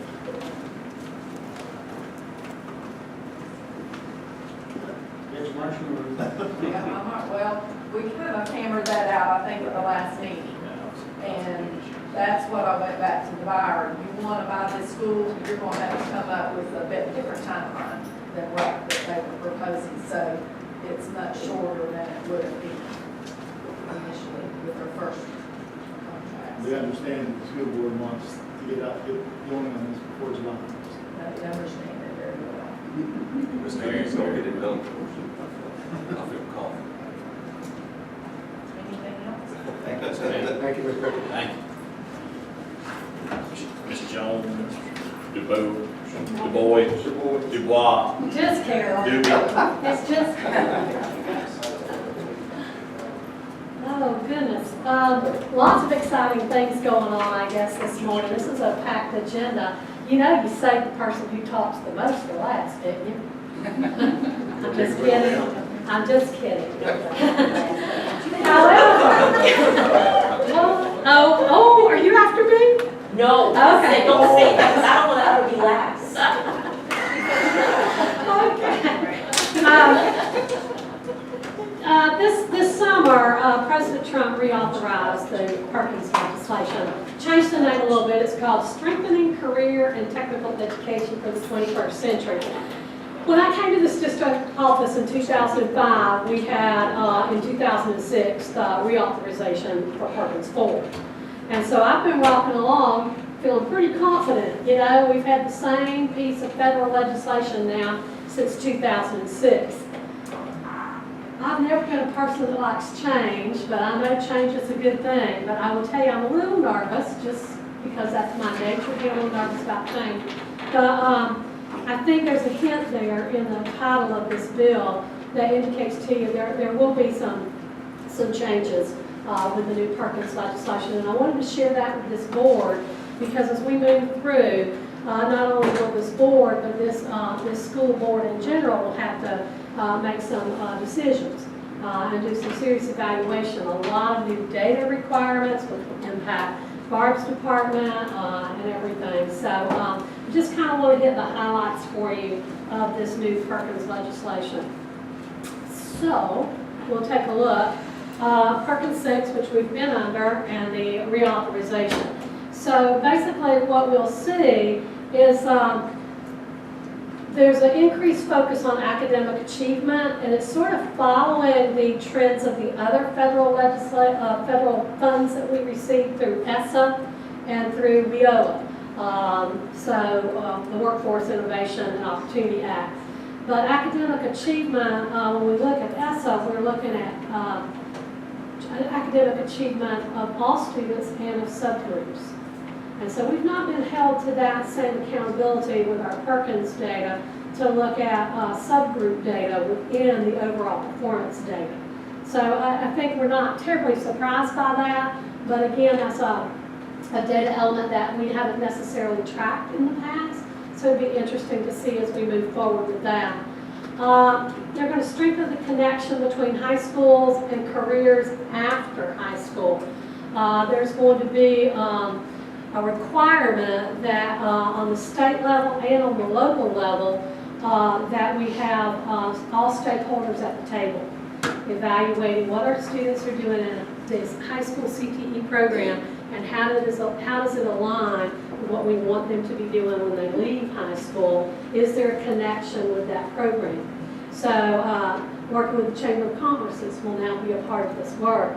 We've always had a great relationship with our post-secondary institutions and with workforce.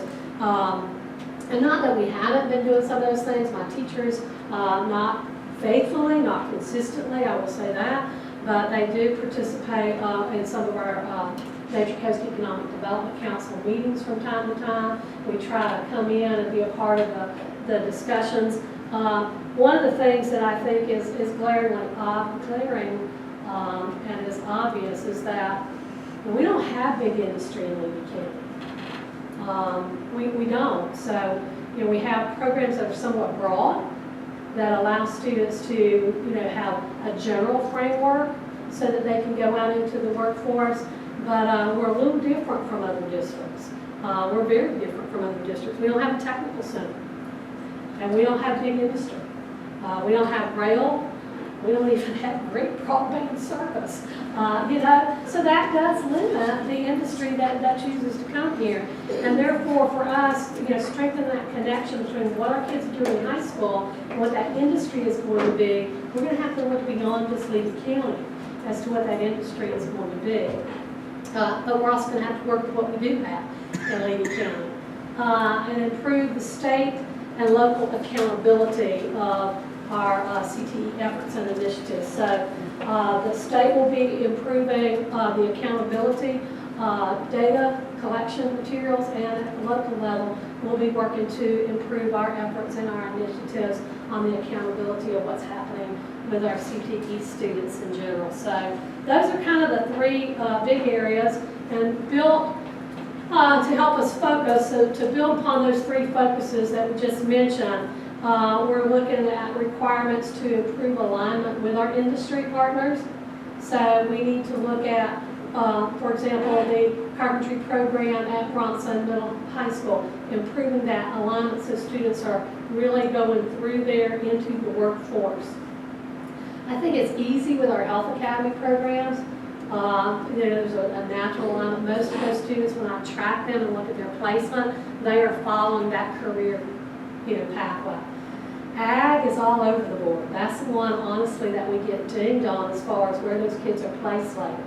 But as Mr. Philpott always told me, every student who is in an agriculture class is also a consumer.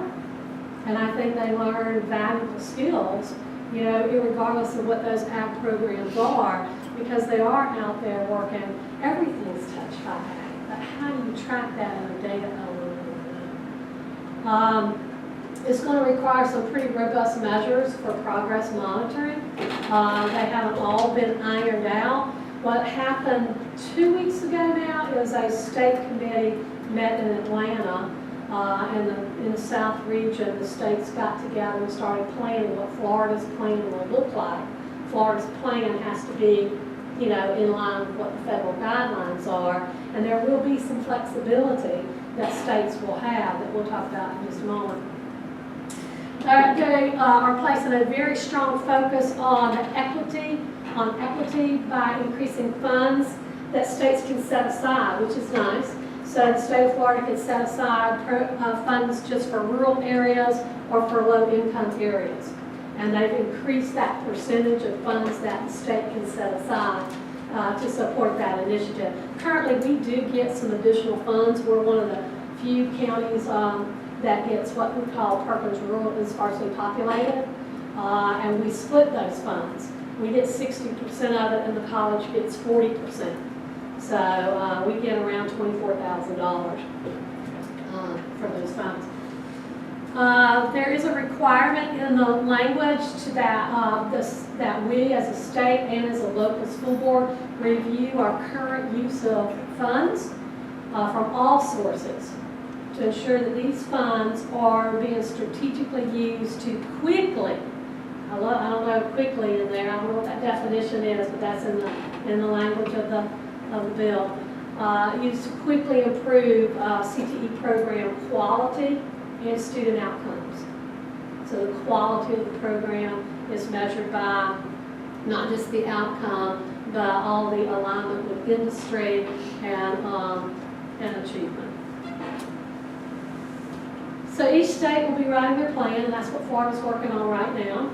And our Bureau Chief, Tara Goodman, shared with us that for the state of Florida, they feel like our grant will increase the emphasis on work-based learning. The programs of study, which are, here we have a program, there's a lab that says these are the classes I take in high school, these are the opportunities I have for articulated college credit. This class equals this many college credits, this industry certification equals this many college credits. What are the job opportunities if I choose to do a certificate program, an AS program, a BS program, etc. But one of the new things that makes me a little nervous, I'll probably be working with Chloe a little bit on this, is we will be for the first time asked to do a comprehensive needs assessment.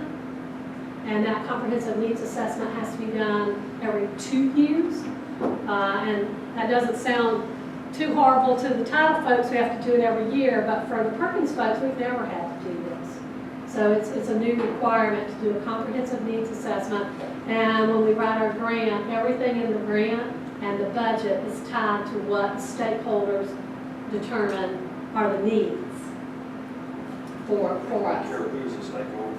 Within our county or within the state? The state has to do it, and right, the state will have their own stakeholder group that they will be working with to evaluate every year the data And then we will have to have ours on the local level too. So the last big thing is new. We have a lot of performance measures that we're evaluated on. I share them with you guys all the time, and I can give you a quick glimpse of them again in a moment. But for CTE programs, we will have to have one of these. The bill that was signed has all three of these, but it says the state must choose one to be used as a measure of quality. And so one measurement would be the percentage of CTE concentrators who graduate with a post-secondary credential. So they're going to graduate from high school with a post-secondary credential of some kind. Could that be an industry cert? Absolutely, since some of those industry certifications do equal college credit. It could be that the state says the percentage of CTE concentrators who graduate with post-secondary credits in a relevant CTE program, percentage of CTE concentrators who graduate with work-based learning experiences. Knowing what Tara said, that the state is looking at increasing the emphasis on work-based learning, I kind of wondered if that's the way the state is leaning too. And, work-based learning is wonderful. And we have 2 CDE coordinators in this district who oversee a lot of students who are out there in the workforce, but we are running into more and more challenges with placing students into the workforce. Some of our traditional employers that we've used for years, CVS, Walgreens, some of those places will not hire a student unless they're 18. A CTE concentrator is a student who has 2 courses in the same program.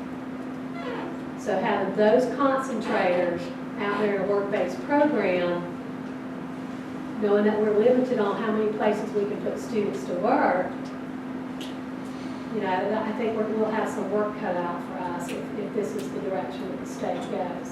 Sounds to me like there needs to be some coordination or something with insurance companies. Well, That would only, you got the 18 to work there, Yeah. obviously it's for insurance purposes. The whole workers' comp deal is another prohibitor. yeah, and being a small business owner myself, I can tell you that workers' comp, look, You're not kidding. it's a tough one. So But if the state's going in that direction of looking forward more towards the work-based learning, then yeah. And remember about that work-based learning too, and Dr. Paul and I talked about this because of ESSA and the equity and of all of our students having those opportunities.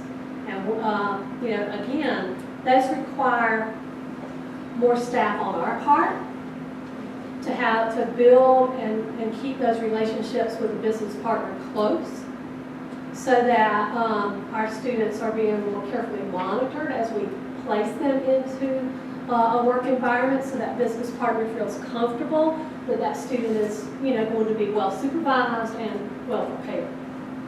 So that's something that we'll have to look at again as a district. Remember it said the school district looking at all funds to make sure these things move forward. The nice thing is the first year we'll be in a transition year, so we'll actually be able to work on writing our comprehensive needs assessment and bringing in that stakeholder group and forming that community during a transition year with full implementation being in July 1st, 2020. So a few changes, and we're, I'm nervous but excited. Obviously, it's a good thing, we are definitely all committed to making sure our students are graduated ready for both college and career. And I think we got some gaps, I really do. And one of the biggest telling factors of that is that secondary placement data that we're being monitored on. And secondary placement, this is our lowest number. We're evaluated on our students when they graduated, their concentrator, they've got 2 classes in the CTE program. When they leave us in October, they graduate in May, a snapshot is taken in October. And so when that snapshot is taken, we look at where those students at. Are those students in college? Are they at work, or are they in the military? 65% of them was our actual student performance. You can see what our target was. And because of that, we had to write an improvement plan. So what does the 65% mean, that they're in one of those three places? Yes. So where are the other 35% at? It sounds like they're not working. Now, I have got several theories. I know one thing. I know that if a student goes to ABAC, they go to Harvard, they leave the state, they can't track them right now because of our data collection systems in the state of Florida. Now, is that 35% of our students doing that? No.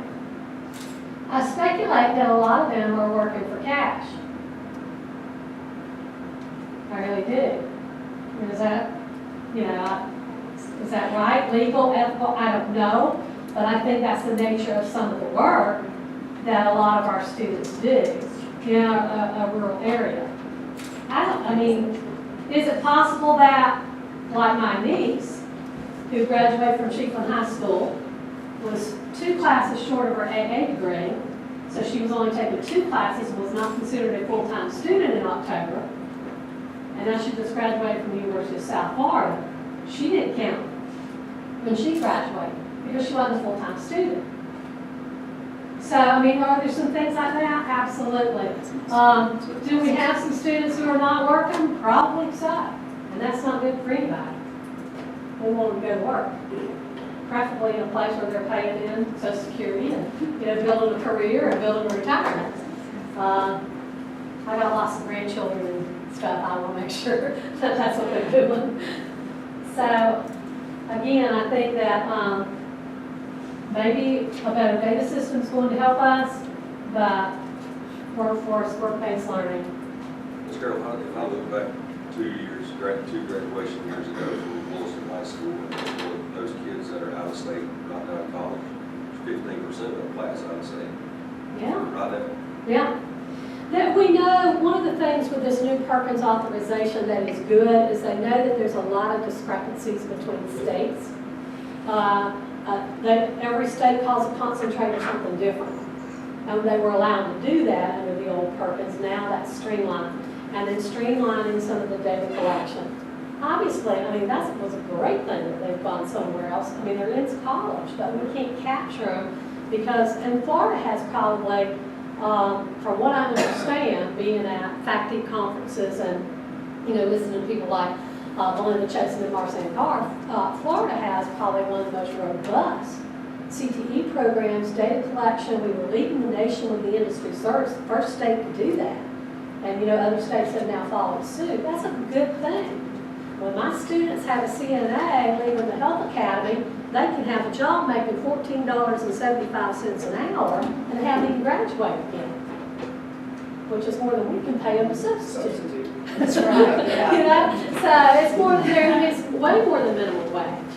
So that's a good thing. I'll just say this, and that will affect no change, but the question is, there'll be a political process and decision of which 3 of those go? It's happening right now. Within the Department of Education? Yes, sir. We should be involved in that as important as it is in our county, in my opinion. I think so, And in too. my opinion, if we're not able to track it, then I don't know how you build that track and make the top listed. Is probably the best scenario for our county. Yeah, I think so too, and I think, they will come back and they're going to continue to talk with us and meet with us, and I emailed Marseille last week hoping that she would give me some more updated information before I met with you guys, but she emailed me this morning and said she's not got anything from Tara, but as soon as she does, I'll definitely let you know. If there are some places we can call, I'm sure we can do Absolutely. But again, I agree. I think this county goes above and beyond to support career technical education. It's different, it's definitely different. Unfortunately, the funding from the state of Florida is not there. It's level funding. It costs way more money to run one of these programs than it does to teach the social studies class that I was teaching. It costs a lot more money. And if it wasn't for the industry certifications and the bonus funding right now, we would not have the things that we have. because our classes have great equipment. And now we're gonna spend a portion of that money that we do have, grading ourselves, assessing, right? That's I what mean, it looks, that's what, I mean. it looks So, like. so the avenue that we're going down, if I get it right, now we'll have some more testing go behind, all this other stuff for us to measure up, Well, so that we can analyze the success that we're having. it looks that way for CTE. There will be another measurement, a new measurement. And we've got a choice of those three that are going to be required. One of them, the state of Florida could choose to add another measurement, and it could be one we already have. But I will keep you informed, and I just wanted to share that with you at this point, so y'all can share my anxiety as we continue to move forward. Thank you, ma'am. Thank you. We got to go backwards a little bit because I misread. We have to go back up to the report of the Newton County District Legislative Days. We're just having a good time. I graduated from Bronson, and we just sort of jump around and go back. How about that, Mr. Turner? That'll work. As long as you admit it. I'll admit it. We get it done, so we may have to back up, but we do get it done. Yes, sir. Mr. Chairman, members of the board, what we have in your notebook, you have the legislative draft of the legislative authorities we did last month. Okay, that's in your notebook. And Our letter from, no, it's a special legislative platform, some things that you developed back in October. Okay, that's in your notebook. And I passed this out from Kim, a board meeting or two ago for you to look at. And this is, essentially where she's asking for a bill to establish a task force to examine the accommodations that are allowed on the FSA. And so what I'd like to do, and I don't know if Mr. Etheridge, you would like to add something else to your legislative platform, some of the stuff you're going to charge to get into with the work and scrapping. But what I'd like to do today is to make sure that we approve all this stuff, and if we need to start working with this bill here, if you approve this as well, for our legislative platform. But it goes down to, this is number 2. This is the way to do this. This is the language to, for the legislature to require you to conduct a study. What this is.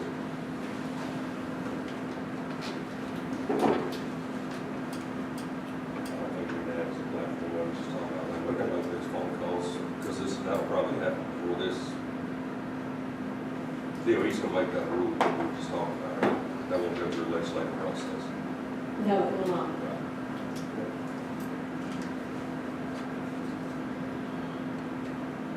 So we need a motion to approve this platform and this Yeah, this is a bill to make number 2 possible. bill laid out by Kim. Can I ask a question about the bill? Yes, sir. I know they're always written, they're hard to understand. It's pretty specific. Chris, I know she has written this, but I mean, it names the president of the Senate as leader, and I mean, this is. I think part of that process is obviously is to get by. This will be Stone and Bradley that will be pushing this, so but yes, we would want to use that to our benefit to have those people be beside us.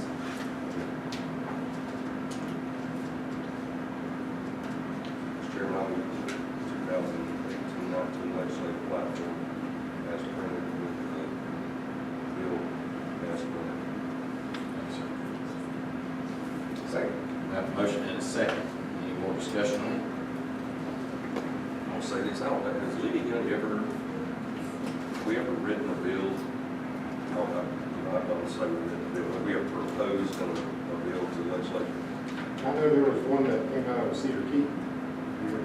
Yeah. House Day School funding. This came out of the, Yes, It's all Our- draft language. That's our language. It's all language we're proposing. That's part of your life. Yes. If there's no further discussion, all those in favor, please say aye. Aye. Any opposed? Motion carries. Thank you. And I have one other thing to talk with you about, and comment on that. See, that's why I went backwards, because I need to be time. Well, it's on the same thing. Get ready. In talking with Kim, this talks about legislative days. And when we go up there, she suggests the first week of January, not Monday and not Friday. And that Tuesday, you have a board meeting. So that leaves you January 9th or January 10th. So my question to you, would you rather go January 9th or January 10th? To Tallahassee. To Tallahassee. Where do you want to go, Mr. Darwin? That's a tough one. I say January 9th. Sure was Brooklyn's is good under a calendar. I'm open 9 and 10, so I'm okay. If I can be picky, the 10th would be better. Thursday, that's all I've got. That's it. I'm good Thursday. I mean, I'll make either one work, so if I can. Thursday. Thursday the 10th. Thursday the 10th. Thursday the 10th. I'll inform Kim, and that will be our date. Just because it's a courtesy. And along that date, Mr., I know Mr. Anderson, I think you passed this out, but the 3rd of December is our Lee County Legislative Delegation Day. So, that's a Monday.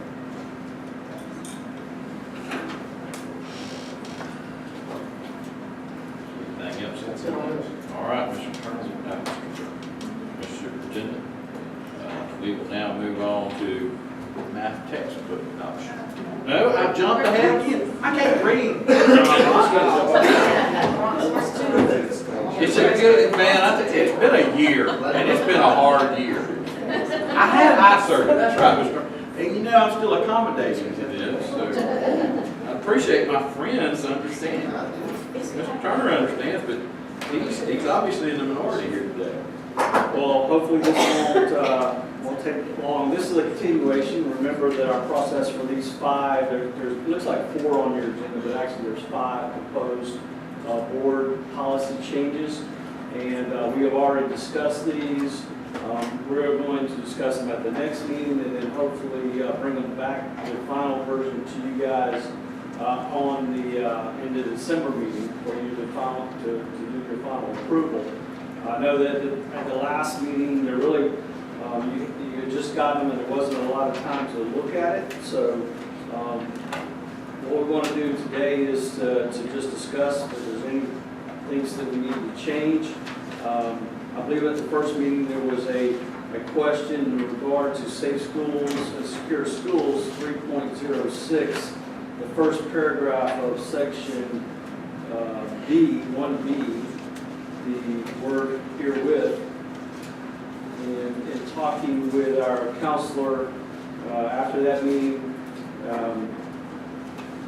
the possibility of striking herewith and replacing it with the other provisions of this policy. And I haven't put it in writing, but if you want me to do that for your next meeting to look over, I can certainly do that. In other words, 1B, strike herewith and add with the other provisions of this policy.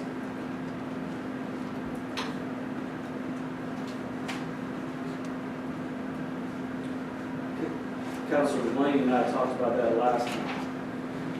Basically, what this is saying is that a student who is suspended or dismissed or assigned to an alternative placement, like our focus centers, they're not in good standing, they're not permitted to be on school grounds except for certain situations, like for example, if that student was to have, I don't know, an IEP meeting later that day after school, or if that student was in a shelter for hurricane purposes or something to that effect, then those other parts of this policy which apply to that would apply to that student.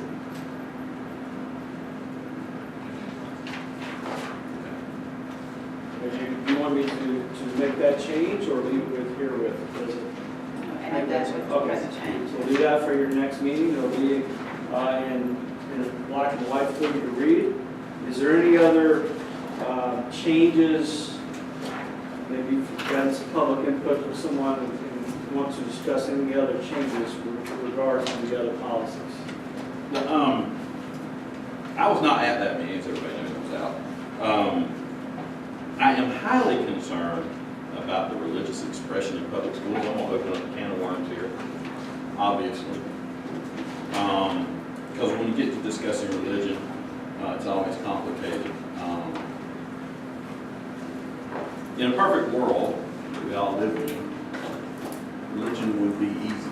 Religion is hard because religion now defines a lot of things. And I have issue if we look, how do you put this best?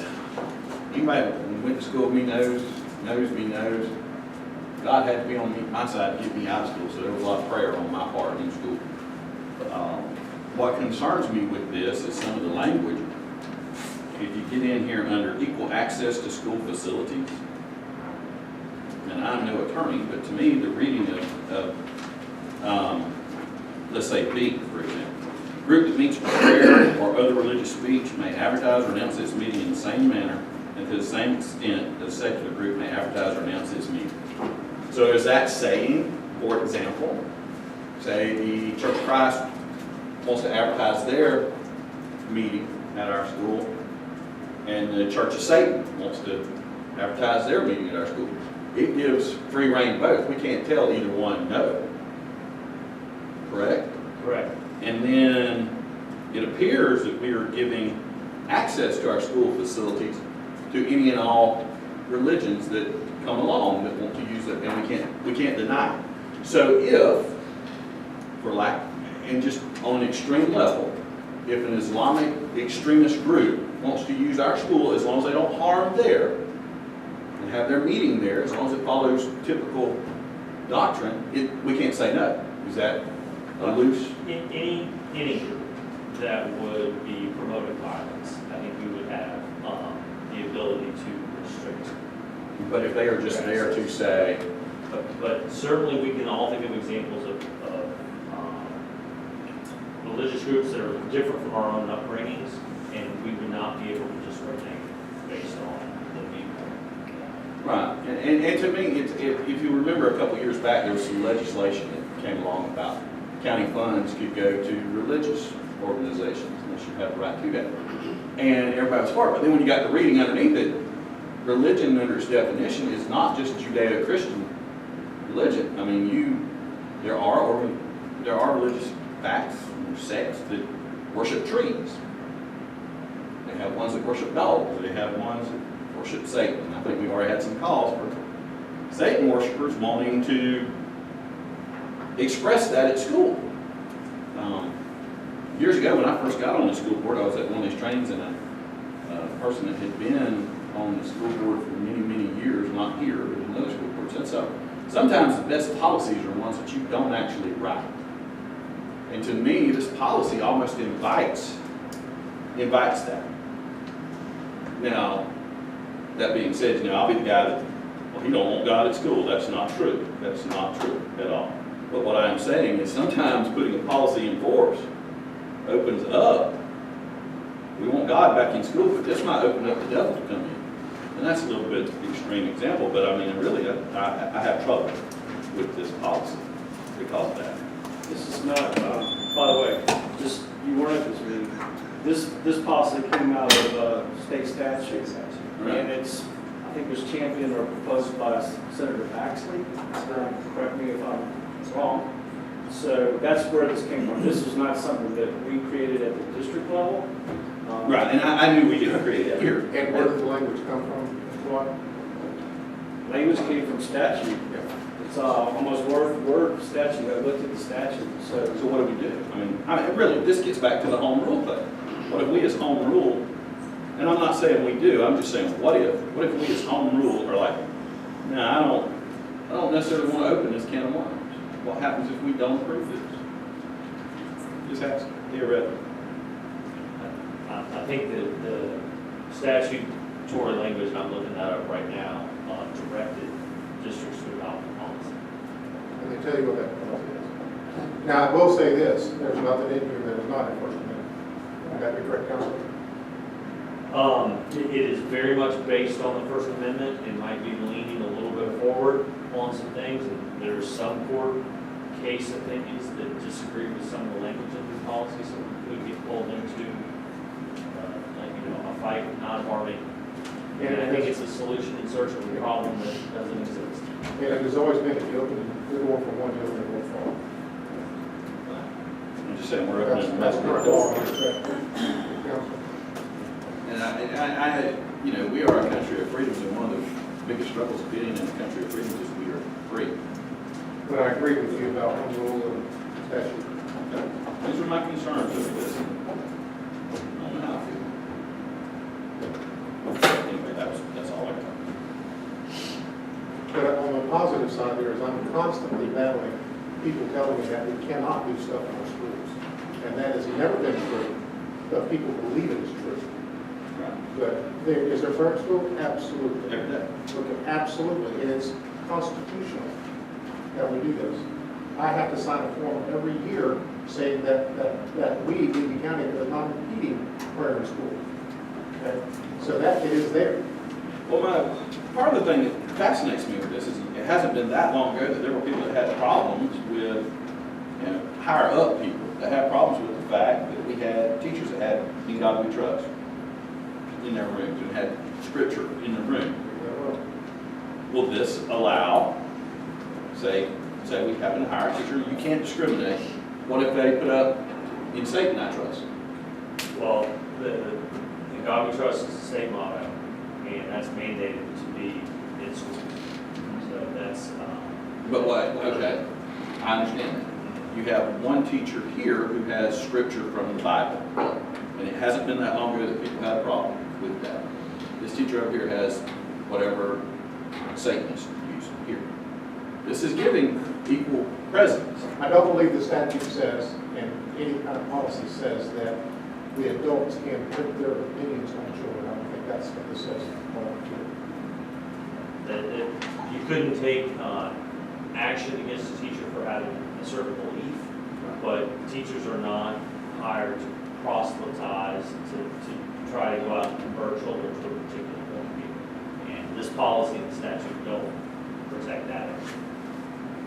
Okay.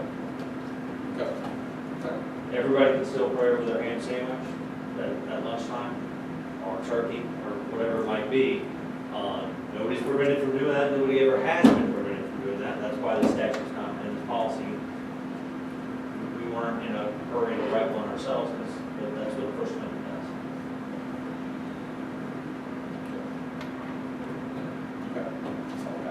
Any other discussion? All right, we'll get that language changed, cleaned up for the next meeting. Thank you. Now, sir. Where are we at? We're down, where have we been all over the place? We're down to the math textbook. Oh, sure. I know. Well, I've got a slight change anyway. That's me. I know some. No, we just sort of, like keeping you on your toes, Mr. Evans. Yeah, how about Trip John trying to get up here before he did? Get out the chair. I noticed that Reed Stockton was nodding off. He doesn't know what's happening. There's reasons for that.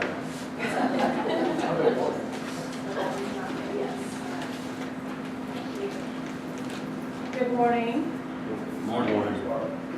Let's check this one first. Good morning, board members and Mr. Superintendent. Right, what I've given you is the math textbook adoption timeline.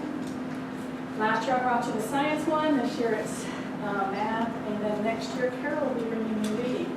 So it's an ongoing process, but this is the process that, by the statute that's in place. I'll present the timeline to you and kind of what we're going to be going through the next few months. So I just wanted to get your approval of that before we continue on moving forward with this. As you can see, we've already met at the instructional meeting, looking at the textbooks with math teachers, and they've made some recommendations, and now it's going to the schools, and they're going to present to the schools. How many are going to be considered as top textbooks? Middle and high chose 3, elementary chose 2. A trend that they were given, feedback I got from both groups was, there's some on the list that aren't the traditional ones that you see, the big companies.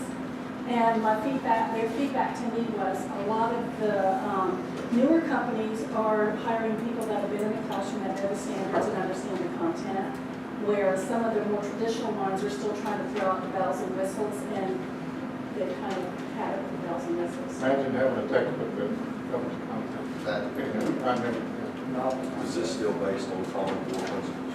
The new The textbook? Florida standard, yes. Which is the old. Right, Florida took an Kind of elephant. schmooshed them around again. Florida took an elephant, made it green, calls it grass on. That's what we kept back. Yeah. Just one thing. She's one of the founders of that the other day. I'm looking at it, we came out and said that was a favorite.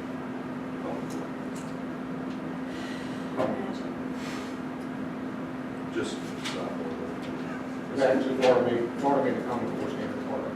Right.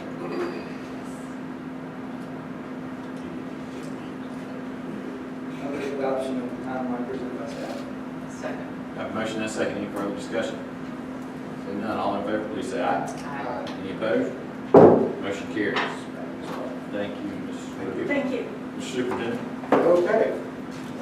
I want to see everybody's hand going up at one time. I've been on there long enough. It has come time to where we need to elect members for the Value Adjustment Board. And I believe Mr. Turner and Mr. Haswell are currently on there. And I think so. When's the last time you served? I believe that was me. I think it might be our senior member's turn. so we need a Not to throw anybody in the bus who's not here, so, but I will get it put Ms. Lindsay. I think it's a wonderful opportunity to kind of step in there, so, and be that person, so. well, I got a question for the council. They meet tomorrow. They changed the date to tomorrow. So, It's constant. So Mr. Asbo, is you I have a funeral. now it's tomorrow, it's not the 19th? They changed it again. Give it long enough, it'll be back. It's been moved so many times. That's hard to function on those. What time tomorrow? Friday, I got this email Friday. At 11:45. Tomorrow. 11:45 a.m. Be there.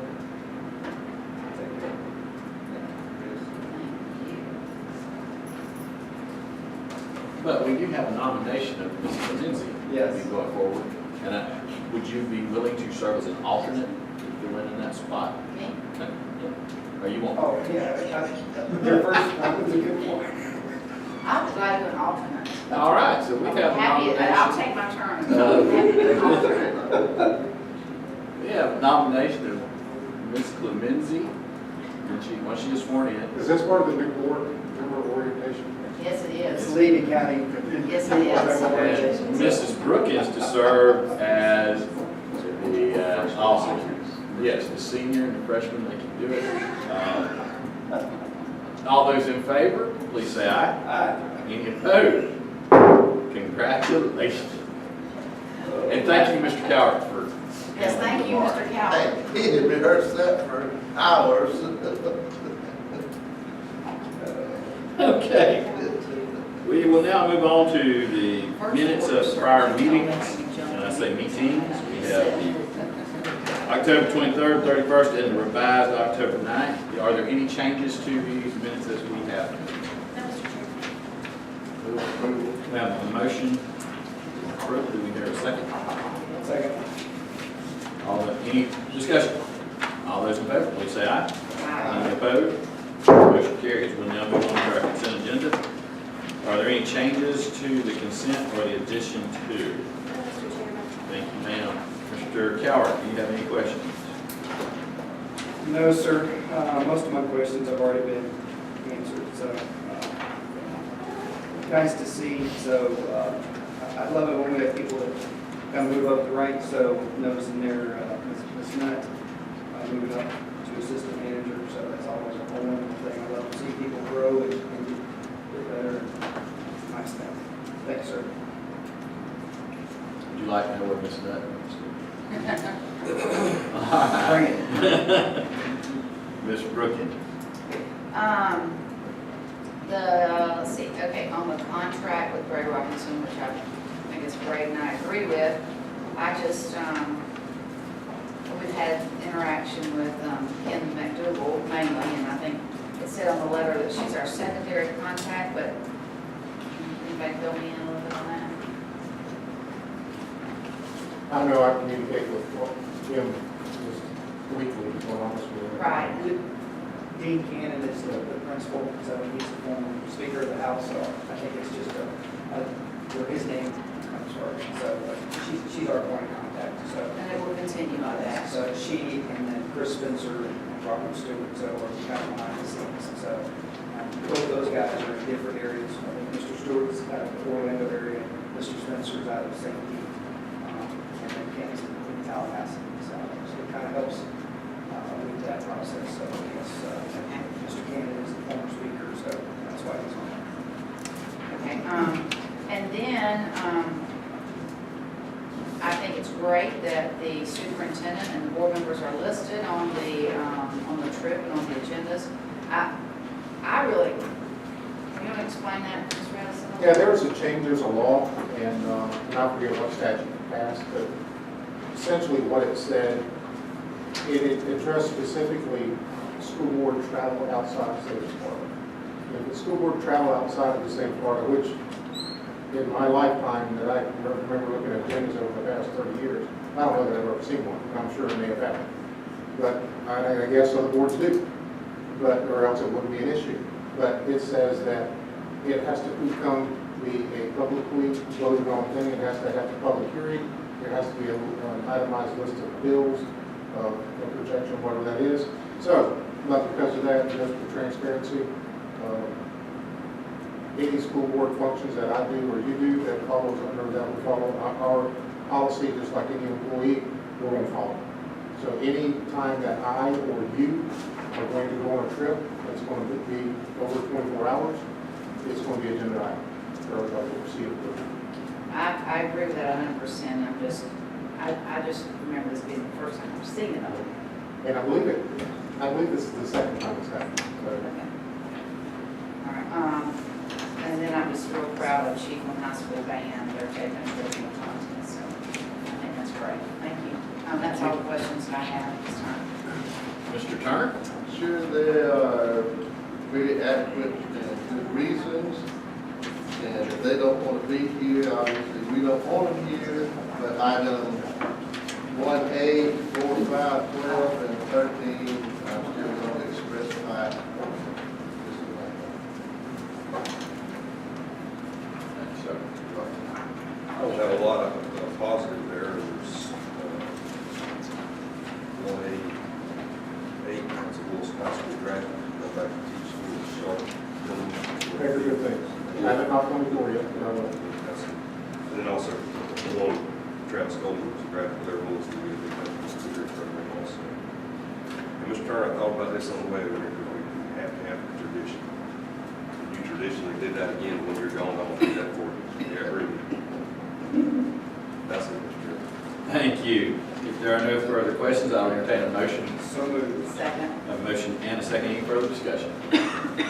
Now, vote. All those in favor of the agendas, please say aye. Aye. Any opposed? Motion carries. Mr. Superintendent. Just one school-related comment. This is more of a personal nature, but I'm sure that there's going to be some people here talking about different accolades and athletic events. But this weekend, I had the opportunity to go watch my son in their last regular season football game. And whenever I do go, I have a hat that I wear. It says MIT football on the bottom of it. And every time I go, I get this comment about 5 to 6 times. MIT's got a football program? And the pilot of the last plane I was getting on says, what is it, electronic?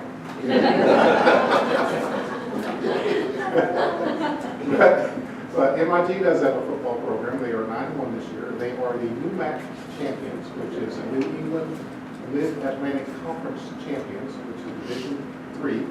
And next Friday, we start the first round of playoffs in the Division I national championship, and they played John Hopkins. So, and John, what was your comment about that? Doctors against engineers. That's right. So, just a little bit of trivia there. All right, thank you, Mr. Superintendent. Well, now, we're going to start board comments, but we're going to do something a little different. We're going to save Mr. Turner's comments for last, and I'm going to actually turn the gavel over to him to finish out the rest of the meeting, and this being his final meeting. I feel it's an honor to pass this gavel to him at this time. Thank you. Appreciate that very much. Adjourn.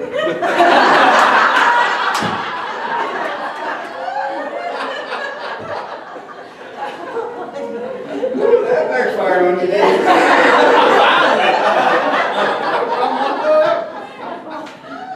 But that being said, we will re-adjourn back into, or adjourn.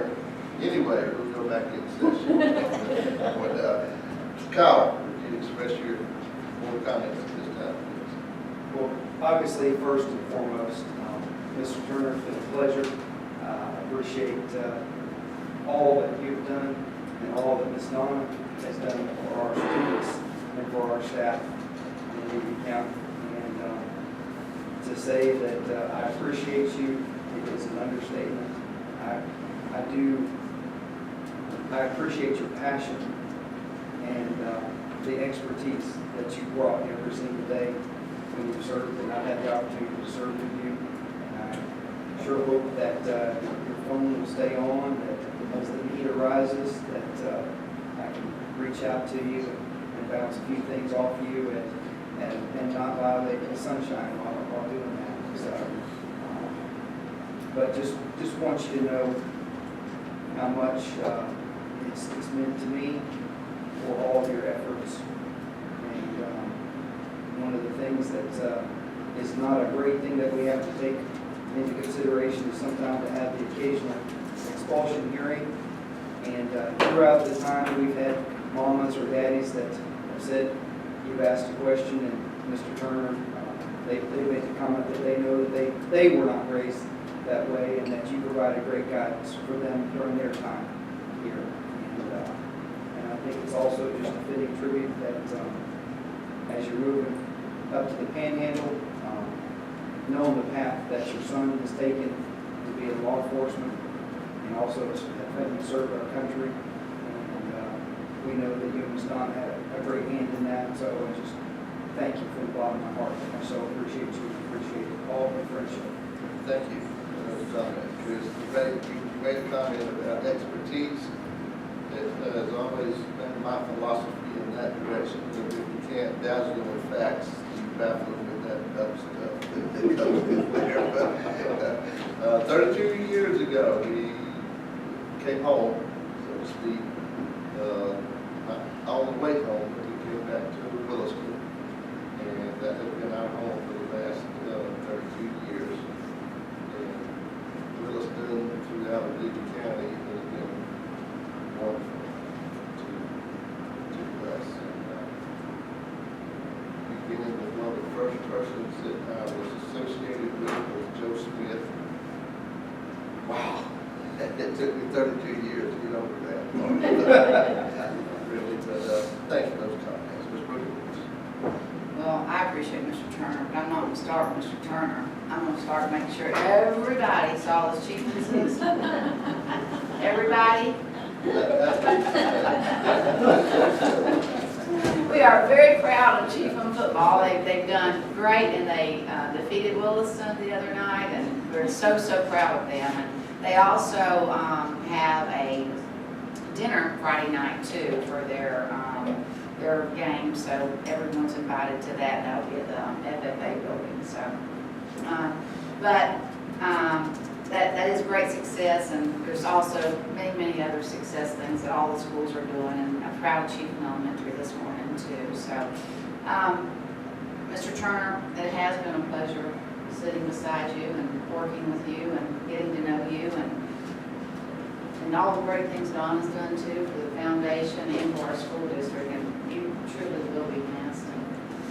And you will be forgotten. We'll stay in contact, and thank you, Rick, for passing that to seniors That would be fine, and I might also reflect, maybe it's over 1987, when I came to Williston as principal. Chiefland had beaten Williston in football like 9 consecutive years. Well, after that, and including that first year, the following football season, there was a 10-year stretch that Chiefland never came close to. So, you keep things in his perspective. That's true, that's true. So we're really happy there. Thank you. Mr. Edmonds? Mr. Turner came here on him, Mr. Turner, but Mr. Turner came here in '87, so I was a part of that 10 years. So, I'm not, but you know what, I'll tell you what, Ms. Brooks, our football coach and our principal and everybody always told us, we didn't really know much about losing. What we did, you did at home, and you shook their hand and said congratulations. So I'll tell you congratulations, but y'all, if y'all mind, if y'all clean it off, get it ready. Yes. It'll come back home next year. I hear you. So make sure you'll get it polished up. I know probably outside, that's I think one of the first things superintendent and I talked about whenever I was appointed to the board was we didn't have that one in our county, and it's supposed to be like that. So y'all hear us jabbing it. I mean, it's all in good fun, but at the same time, Wilson is not supposed to like Chiefland, or vice versa. I mean, it's just Mr. Philpott bred that in us, and our football coaches. That's supposed to be that way. And here, it is that way. It is that way. I was trying to think of the year. I remember Mr. Turner moved to the White House behind the bank. That was 1987. Yeah. So I'd have been about 13, 14 years old. That's exactly right. And that's the first thing that came to mind. He was my high school principal all the way through until I graduated. I was part of a really successful athletic and FFA program at Wilson High School. He was a friend of my dad's, or he is a friend of my dad's. I shouldn't say you're not dying today. We spent a lot of good times, and I guess I think the first time I ever went to Scotland was there, and he taught me how to do that, how to clean. Still not fun the cleaning process. We spent a lot of days fishing together, but I say one thing about Mr. Turner, and it still today to me, as I was thinking about what I was going to say, you might not like it, but you're always going to get the truth. And I think in the meeting today, upheld that again, and I appreciate it. I've sat in the office a few times. I remember one time I was going to run for state FFA president, and I was missing a lot of days of school. Mr. Turner called me in his office and he goes, "We don't know what we're going to do about this. I mean, you get to the point where it's going to hurt you academically." He rambled around for a minute. He goes, "I'll tell you what I'm going to do. I'm going to make you an ambassador to Wilson High School. That way when you miss days, it's not counted against you." He always had a way around everything to help students out. So I appreciate your time, your dedication.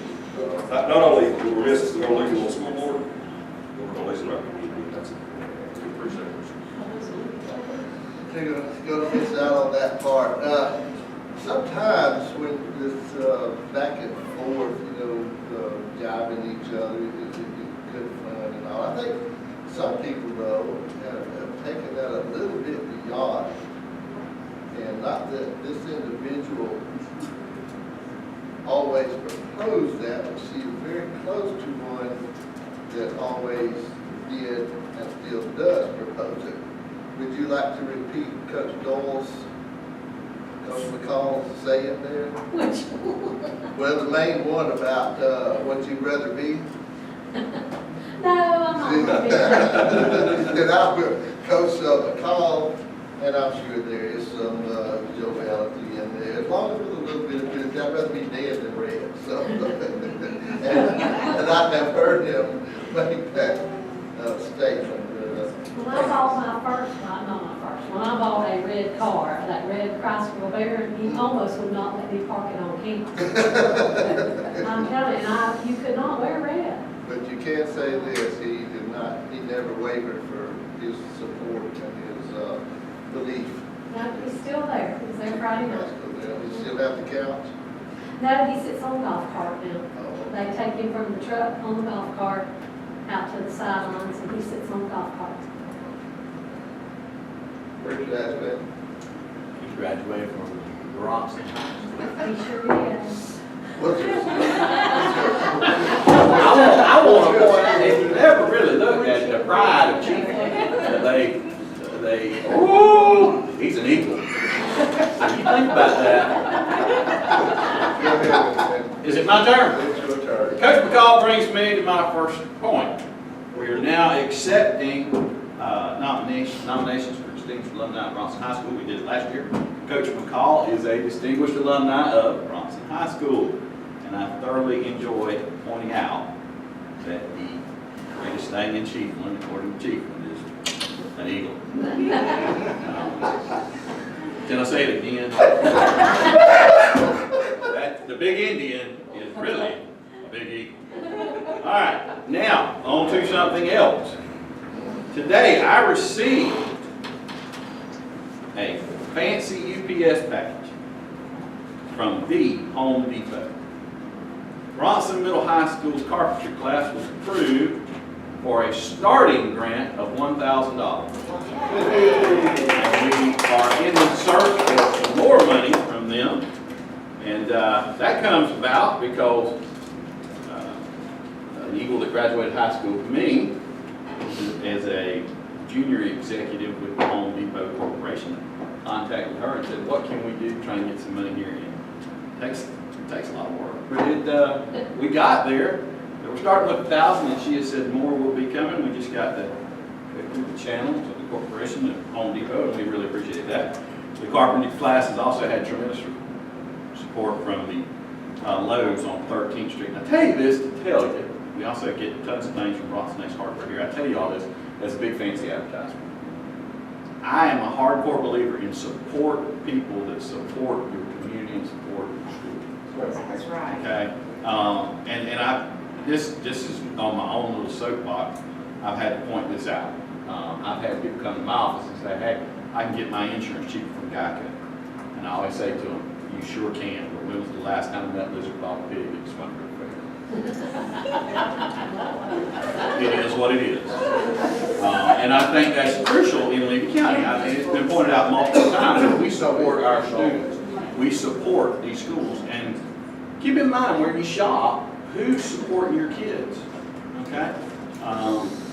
That's important to me. Also, I want to point out, we've all received the email, and I plan on attending on the 15th, Thanksgiving at the cafeterias around here today. Each cafeteria has some special plans made, and I think it's important to do that.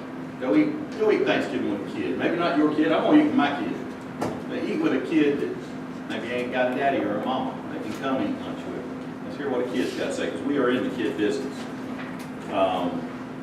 Also, on a little bit more personal note, y'all have tolerated one solid year of Cameron Aswell as your chairman, and I have thoroughly enjoyed it. I hope it has not driven you as insane as it could have. I'm an interesting fellow, and I know it. And it ran Rick Turner slam off. That's right. That was my whole goal as chairman. Get Rick Turner to leave. But I want to say thank you for giving me the opportunity to do this, and I want to thank you for working with me. We accomplished a great deal of things about this year. Yeah. And the beauty of working with people with goals is there's always more goals, and we have some huge goals ahead of us that we're going to achieve. And if 30-some-odd years ago, somebody told me one day I'd be the school board chairman and I'd sign the paperwork to sell Bronson High School, I said, ain't no way. But look at what happened. Now, off of that, back in 1987, I was a senior at Bronson High School, and the meanest principal in this entire county was known to be at Williston. He was the new guy in Williston, and he was coming in and being rough. And I knew him as Mr. Turner, the meanest principal in the county. Well, time went on, and I wound up dating a girl and got married. Guess what? That was her former principal. And she said, yeah, he was mean. And then life and time happened, and I wound up on this school board. Here I was, a young guy, didn't know one thing about it. Here was Mr. Turner. For the past now 9 years, Mr. Turner has been a great mentor, a great leader, has been a person that I have had no problem with listening to. I'm not saying that we agreed on everything, because Lord, there's a record that we haven't. But I have thoroughly enjoyed him. And he has shown me different sides of issues and brought a special vision to things. And I am desperately going to miss the man. He went from being the meanest principal in Levy County to someone I call a friend, someone I have great admiration for. And hope and pray for him to have lots of opportunities to fish in the Panhandle and lots of time with his grandchildren. And I would be remiss if I didn't echo the words of everybody else and say how much we deeply love you, how much we're desperately going to miss you, and how proud we are to have had you as part of our time. Thanks, Mr. Thank you. Ms. Julia, does that mean that Cameron usually eats at every one of the cafeterias on that same day? I can. I might. I'll have cameras in place. Along with the other cafeterias as well. I'm just humbled by the comments. I appreciate them all. It's been a long journey since June, I think it was June 3rd, 4th, whatever that Friday was, graduating on that stage with 7 other members of the graduating class of CUG, 1964. Being able to yes, I am. Yeah, matter of fact, I've got an appointment with Methuselah. But I can say that the entire of my career after high school and finishing college has been the greatest and most fulfilling since I returned again home to Levy County. We really didn't call Levy County home back in those days because we hated Robson. We tolerated Chiefland, and we didn't know anything about Williston because nobody had a vehicle in our time that could go to Williston and back, from CUG. But since then, returning almost home in '87 has just been my career has been fulfilled and very satisfying. The time I spent on this board has been very gracious, in my opinion. And the trek all the way from '87 getting through here, and all the different people. Mark Rivers being my volleyball coach at Williston High School, and I think Laura took over after you. Laura, what was her name? Was she the chief? No, she couldn't be chief. But anyway, all the different people, that I have become associated with. Meeting Dr. Halls when I was serving, she and I both on the equity. That was one of our positions. You were in Watchman County, and I was here in Levy, and just going. Could go on, and having Carol Dubose out there telling me at one time, we really didn't want you to come be principal of Chiefland High School. We were happy with what we had. Since, she told me that. They were not. But he came in at a very tough time. That was a tough transition time. Craziness on campus, and you handled it. You did. Debbie, I'm sorry, I reminded you of that one, didn't I? There were some, but I just been blessed. And I'll end it with that. Been blessed with being home, a bigger home. CUG was home, that's just a little part down there on the island. During our day and time was isolated. Like I said, hated Bronson, tolerated Chiefland because of the combined band that we had that time, Chiefland and CUG. First person I ever met from Chiefland that I knew was Louis Tremblay. We played in the band. I spent the night with him. But anyway, it could be all that. Thank you. That's all. Thank you very much. Thank you, Appreciate it. Superintendent, would you done with yours? Yes, sir, I just words can't express the gratitude that Levy County has for you and Donna and your service that you've had in many different ways to our children. I want to thank you for that. We're going to miss you with I am not going to, as my final action, close this meeting because then that would put a finality to it. I will pass it back to Mr. President. Sure. Yes, sir. All right. Is there any more business to be presented this time? Yes, sir. Get a picture of all you. Mr. Turner. Mr. Turner. Yeah, we do have a City Key School visit. Yes. If there's no further business, the meeting is hereby adjourned. Thank you.